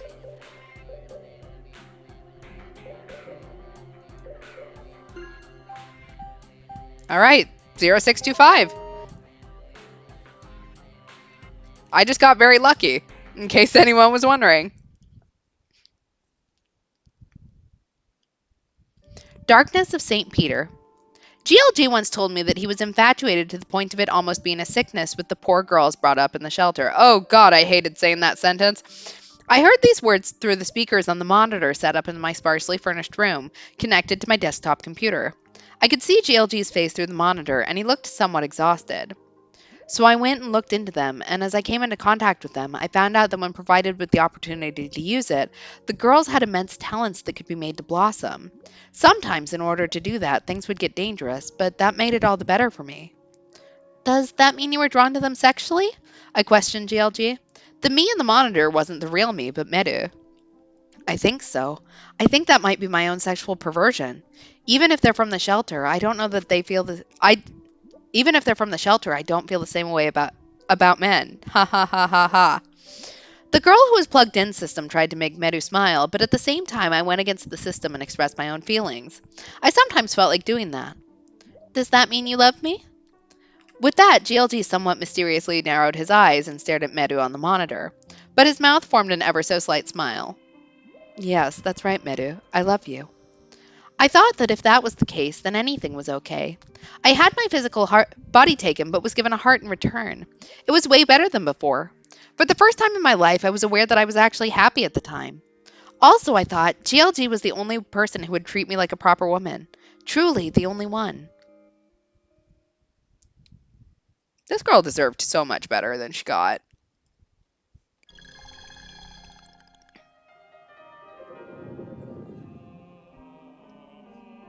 All right, pin code found.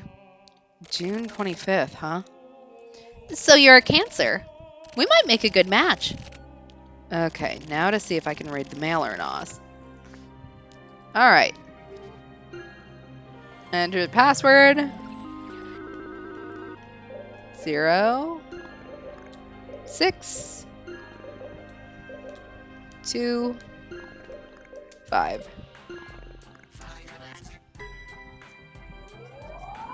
Hey! Okay, so our birthday actually is June 25th.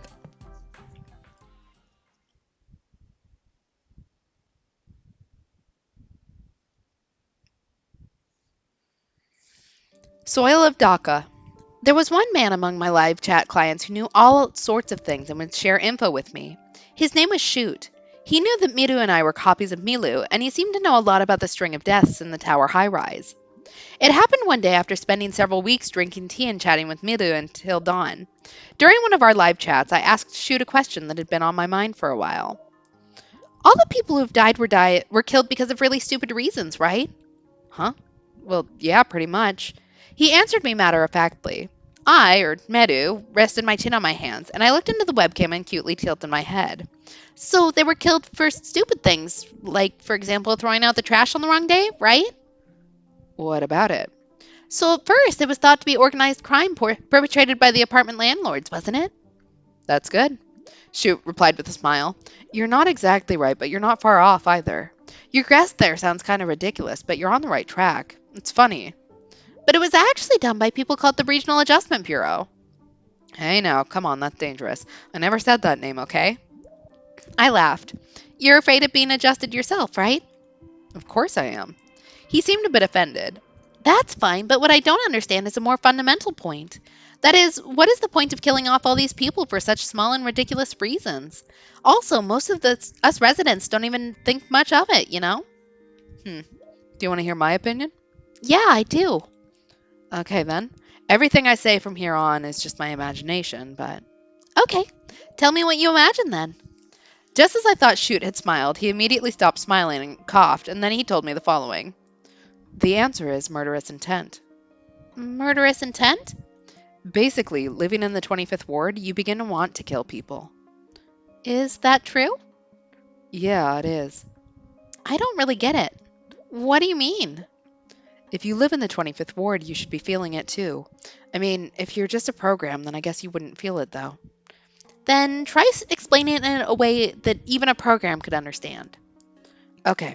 I mean, it's basically just what it sounds like. For example, if the person next door throws out the trash on the wrong day, then we get pissed off about that. Like, really amazingly pissed off. Why? Because they don't follow the rules. Shoot suddenly became really angry. There was a suspicious gleam in his eye. If it happened just once or twice, then I could understand. In fact, I could just forgive it. But people just can't toss out their trash whenever they want every time. That kind of idiot should just die anyway, I think. But that's just like your opinion, though, right? It's just my opinion, but a really strong one. In fact, I feel like, why the hell does that guy keep on living anyway? Because we all follow the rules in life. Garbage needs to be thrown out on the days set aside for that. Everyone works really hard in order to keep these rules going. If there's a day when you just can't take out the trash, then sometimes you buck up and live with stinky garbage for 3 days or so. Well, try not to puke, you know? Nobody can just ignore those rules and live however they feel like it. That's how a society works, isn't it? So you don't just sort of think they should die, you feel murderous intent towards them. Yeah, that's right. In the 25th ward, getting annoyed or irritated or pissed off at someone always leads to that.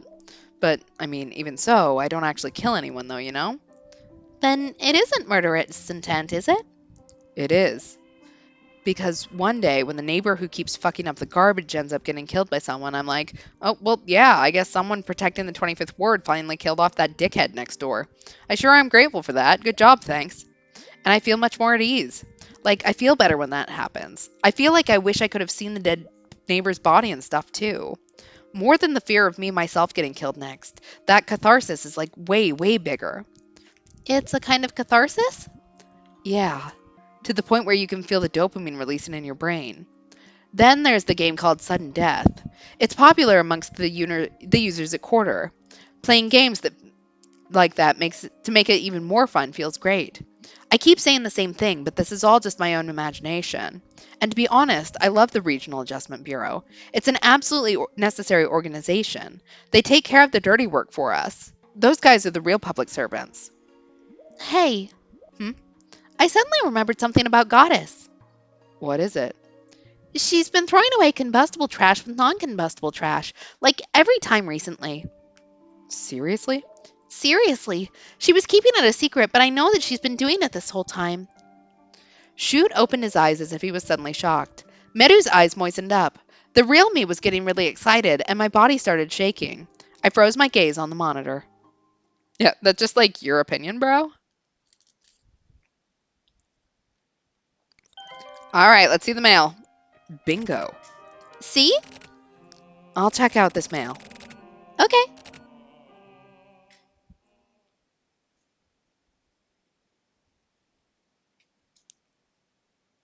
Wins a bucket. Since starting to live as a girl who was plugged in, I, as in my previously separated body and mind, started to finally come together. However, as Meru, while I was becoming a person who had emotions, it was only when I was acting as Meru. Even so, it was so mysterious how my warm, heavy body didn't actually just rot away and die. Conversely, as I continued living like a hermit, I did keep myself healthy and full of nutrients, so I continued to gain weight. Maybe my physical body had finally started to develop properly. I don't know how old I am, but at the very least, it was clear to me that I had not yet reached my 20s. As my weight had become about twice what it once was, I started feeling differently about Milu. Just as Shoot had told me, the fact that she was mixing up her garbage got me so angry that I was no longer able to overlook it and forgive her for it. This is the sort of rule everyone needs to follow, and it can't be broken. And it also annoyed me that she was Meru's original as well. Furthermore, the fact that she was getting so much love from GLG was becoming unbearable. When speaking to me, GLG was very kind, but there was always this sense that his mind was elsewhere as he spoke, and I could feel it. It was all because of her. I thought it would be funny if Milu were to be adjusted. I thought about what would happen afterwards. Miru would die too. She may be a program, and if so, she should be deleted. If that were to happen, only Meru would be left of the three. A total victory. But I felt that that was something different from murderous intent. It was a cooler emotion. Maybe because I'm different from other people. It was something closer to curiosity, an interest in what would happen if Milu died. I wondered how she would die when it actually happened. According to what I heard, the RA Bureau used a strange weapon called a pin stick when carrying out their adjustments, apparently. It had a long, hard, sharp pin that would stick a person from the back of their neck and reach all the way to their heart, and I imagined it in detail, like a long, thin penis protruding from Milu's crotch. What? I imagined it in such detail that I actually sort of wanted to try drawing a picture of it. But the bad intentions that swelled up in my heart never came to shape, and even then I would meet with Milu by the monitor several times a week, drinking tea and coffee and sometimes alcohol and talking with her. The way Milu spoke was the same as it had been before, to the point where you couldn't even tell she was the person who would mix up their garbage like that. Apparently, you've been making all sorts of predictions recently, Milu asked me this while staring into the webcam, as if trying to see what sort of expression I had on my face. Even though she knows that Meru is simply computer graphics. Just a little bit, I answered. It was the truth. I just talk about the random visions I happen to get sometimes. I wouldn't call them actual predictions. Do they turn out to be true? I don't know. But the clients like to make up these stories and make all sorts of comments about them, I guess. So they're not true then? I've never looked into it, so I don't know. With that, I gave Meru a somewhat troubled expression. I was happy to think that finally I was able to keep a secret from Milu. Yeah, wants to murder. I'm not like other e-girls. All right, can we read the mail now? Hmm? Shit. What's wrong? I shouldn't have shown you this mail. I feel like this isn't something I should be showing anyone. Sounds to me like you're getting careless. Yeah, you're right. Hey, about your special powers, does anything come to mind? Yeah, but I don't want to talk about it. It's a bit late for that, isn't it? Come on, just tell me.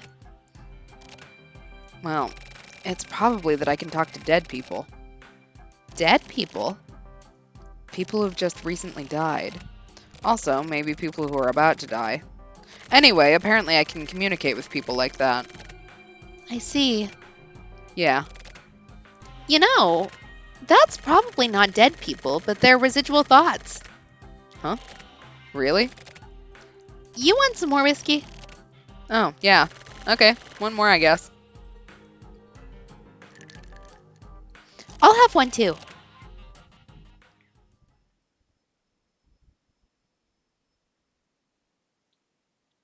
Flowers of Estana. Milu dies. On a moonless night, just before midnight, Turtle Guy appears and steals the password. Goddess looks up at the ceiling and suddenly stops breathing. The vision was amazingly clear, so I had just assumed that it was my own wishes and desires that I was imagining. As I was acting naughty with Shoot, I suddenly typed out those words like I was some sort of automated writing program. But I just could not seem to figure out what the part about Turtle Guy appearing and stealing the password meant. Where did it come from? Did it mean something? I had no idea. A turtle guy stealing a password? That sentence sounds like a joke. And what exactly was a turtle guy anyway? 3 days before the moonless night, hoping that Milu would somehow be killed, I contacted the Regional Adjustment Bureau anonymously. When I had that idea, I suddenly realized that all the people who had been adjusted so far were probably adjusted due to other residents reporting their habits too. Adjustment should be something that is contracted by the residents. Using a customer who would talk about how he was able to get his hands on anything via net auction, I obtained an illegal number for a phone for which the owner's info had been deleted. I used this to make an anonymous call to the RA Bureau. I used my very own actual physical body to make the call. It was actually the first time ever in my life that I would use my own voice to speak to someone over the telephone. Maybe it was because of that, but I wasn't able to report her properly. As soon as they answered with, "Hello," I suddenly froze up and had a ringing in my ears, and my mind went blank and I couldn't think of anything. I knew I had to use words and speak out loud, but I couldn't. I was only able to make a strange sound with my mouth, and so I almost immediately just gave up and hung up the phone. It was completely different from Meru's constantly smooth and cool communication skills. When I wasn't plugged in, I was even more of a useless waste of meat than before. It was embarrassing. So I thought about what had happened. Now I was the one who most wanted to be able to believe Meru's predictions. I felt that Milu could only be killed on a moonless night.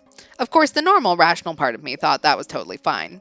If that were to happen, then I would simply continue to live the same sort of life I'd been living up to that point. But the part of me that wanted her dead would just not go away. The image of her staring up at the ceiling with her mouth wide open, looking like a fool stuck through, it was burned into my mind and wouldn't disappear.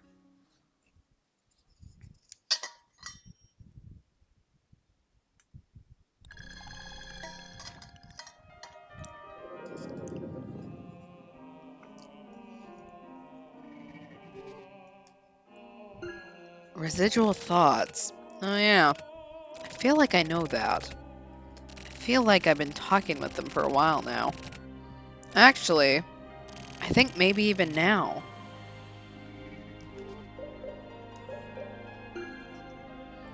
Look. How the hell am I supposed to... Alright.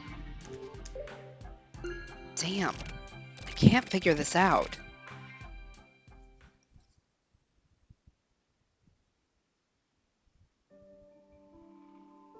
Shells of Thimpu. The night of the new moon, the air was thick and a chilly wind sometimes blew. That day, I was unable to calm down from the time I got up in the morning. Then, when the sun had gone down and you could finally say it was night, I found out that Turtle Guy had appeared. Turtle Guy appeared on Miru's channel at quarter and came into chat asking for the password for Goddess. I received a mail from Miru explaining all of this. Her mails were always extremely businesslike and formal. The mail, entitled Suspicious User Report, had his handle, ID, and IP address, and the entire chat log was also attached to the mail as a text file. As I was reading the chat log, someone called for me by messenger. I clicked on it to see that it was Shoot, and he told me that just then a stranger had called him at home and offered to give him info about Goddess all of a sudden. Shoot was told to come to the clock tower in Area 7 of the tower high rise in 10 minutes, but he didn't seem like he was going to go. He really hates meeting with people.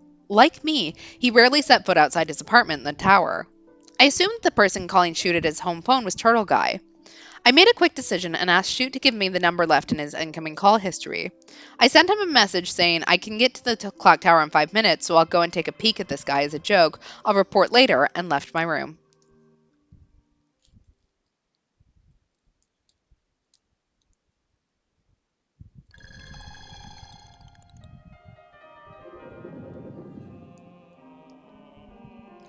What are you thinking about?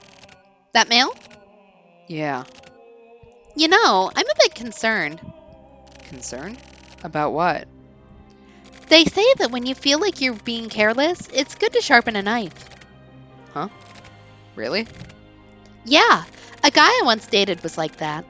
There was a huge age difference, and you probably don't care, but No, tell me about it. it's nothing important. The proper way to sharpen a knife is actually pretty difficult. If you're interested, check it out online. You can find all sorts of ways to do it. Okay. Basically, the fact that it's difficult is sort of the point.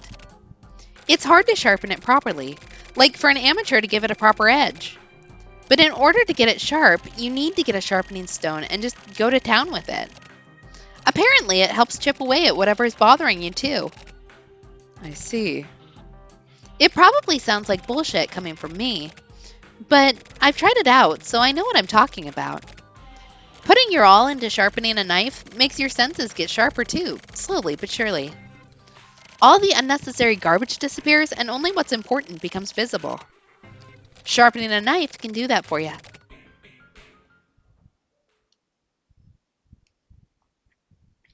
Waters of Nassau. I met with Turtle Guy. I wasn't even able to make a proper phone call, but I spoke with him directly and about all sorts of things. I wasn't able to look him directly in the eyes, but I strangely didn't feel fear or uneasiness at all. I knew that he wanted to speak with Goddess, so I made a quick decision and put on an amazing act for him. I wondered if he worked for the Regional Adjustment Bureau, but then actually meeting him, I knew it wasn't so. I knew because I could tell that he was the same type of person as me.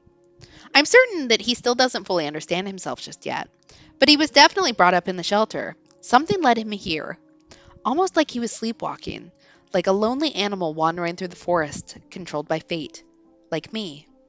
When I thought of it like this, I felt like something was squeezing down on my chest, some strong emotion.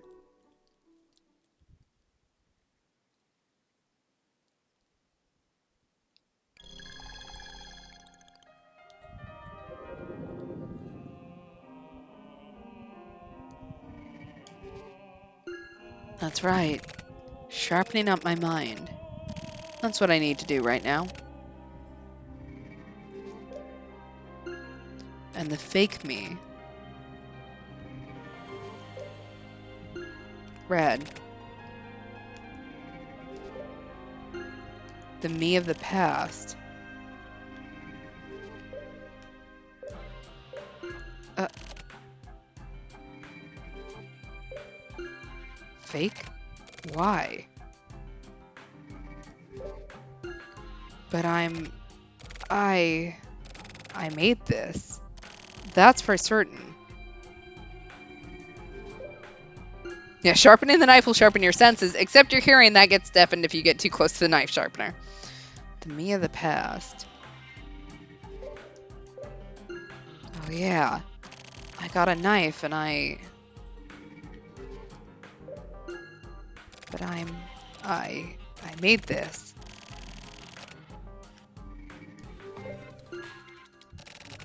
Fake, why? Me of the past. What happened? Oh yeah. Got a knife and I did what with it?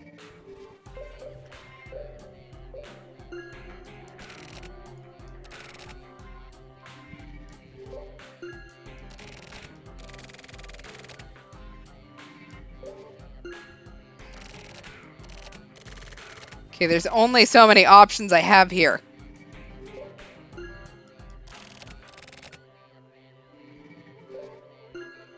I shouldn't remember, but I also shouldn't forget. A warning.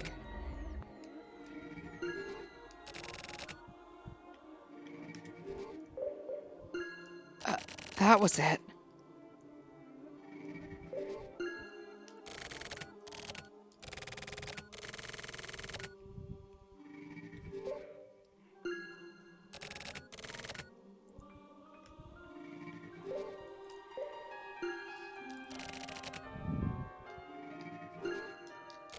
Okay.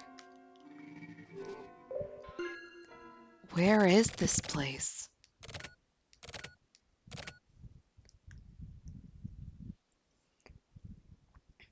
Tears of San Salvador. As I finished my meeting with Turtle Guy and went back to my room, I began some preparations. I sent a message to Shoot. I made him promise not to chat with Goddess at 11 p.m. Just as I had warned him before, Turtle Guy appeared and stole the password, which meant that the thing we spoke about previously was going to happen. Next, from my closet, I got out the pinstick gun I had procured by the same man who got the illegal cell phone. It was the real deal, with some kind of origami attached. I was confident that I could play this through, climb through the ceiling, and stab Milu through the top of the head. The fact that I had imagined it in such thorough detail must have been because it was me who was meant to kill her like this. But did I really possess the murderous intent necessary? I felt like maybe I didn't. At that time, what I felt was a sense of calling. That murderous intent that I had held on to for so long until recently was nothing more than an opportunity. Gun and phone in hand, I stood up.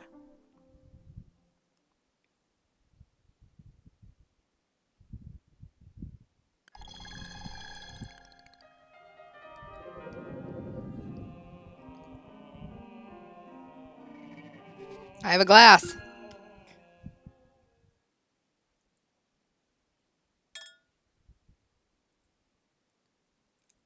Oh man, what's happening to me?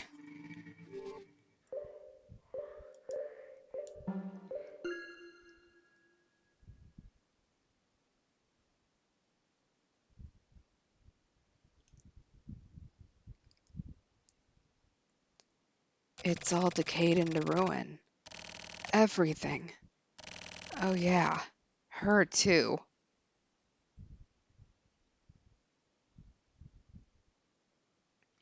Moon of Fialta. I go back to my room. The feeling of firing the pin stick is still buzzing in my hands, but I sit down in front of my computer like nothing happened. Then, just as always, I reach out to the same keyboard as usual with the same fingers. Talking to Turtle Guy was fun. I was able to talk to him several times that day. I called him again after Miru died, too. Once Miru died, the entire flow changed. It was me who changed it. I got my hands dirty and I changed it. I used the phone and the mail I sent from the cell phone to tell him about sudden death. I acted up a storm. It was so exciting. I wanted him to know that Meru could predict things. Soon, GLG will disappear from before me. When that happens, it's you who will become involved with me next. That's what I really wanted to say. To you, my very existence itself is like a gun with the same sort of pin stick equipped to it. Once again, I sat down in front of my computer and prepared. Turtle Guy entered my channel on Quarter. There was something very important that I had to tell him. I had to tell him that this is the beginning.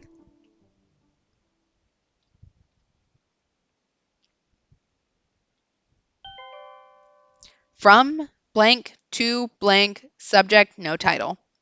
If you've opened and are reading this mail, then it's almost certain that the person reading this is me. I'm writing this to myself with that belief. The me of the future has probably lost several memories. Soon they will be coming for me. I had stayed on the run, but it's finally gotten to the point where I can't run any longer. If I get caught, they're going to mess with my head, so I decided to seal off some of my memories. I've been thinking about and preparing for this for some time. I decided to use hypnosis to bury certain memories way deep down. If I am ever allowed my freedom again, then that must mean that I don't know anything, can't do anything, and am no longer a threat nor a boon to them. What I mean is, that's you, now. So I'm warning you.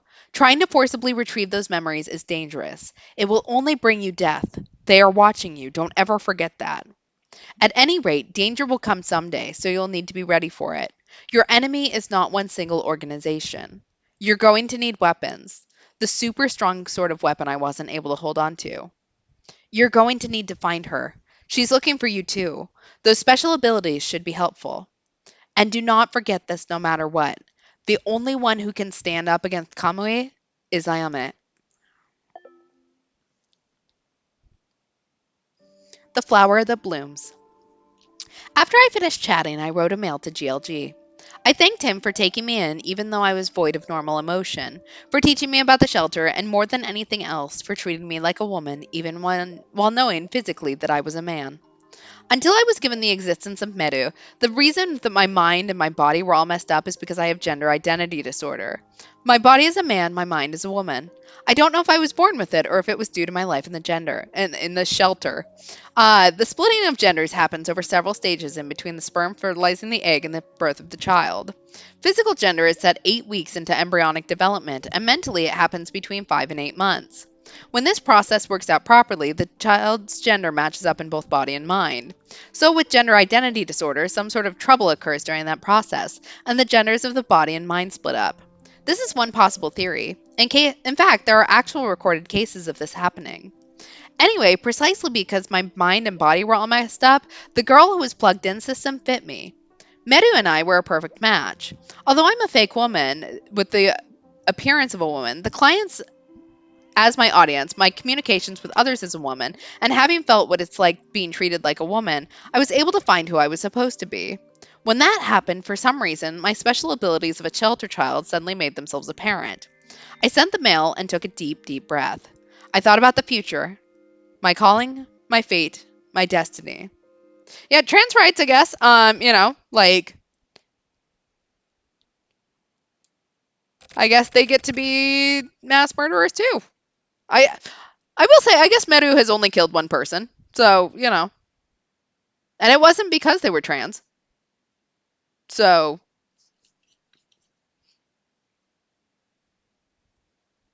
still trying to process this one.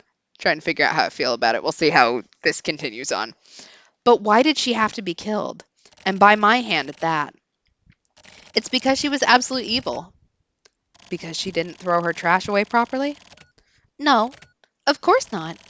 She was the stereotypical embodiment of Kamui. Kamui?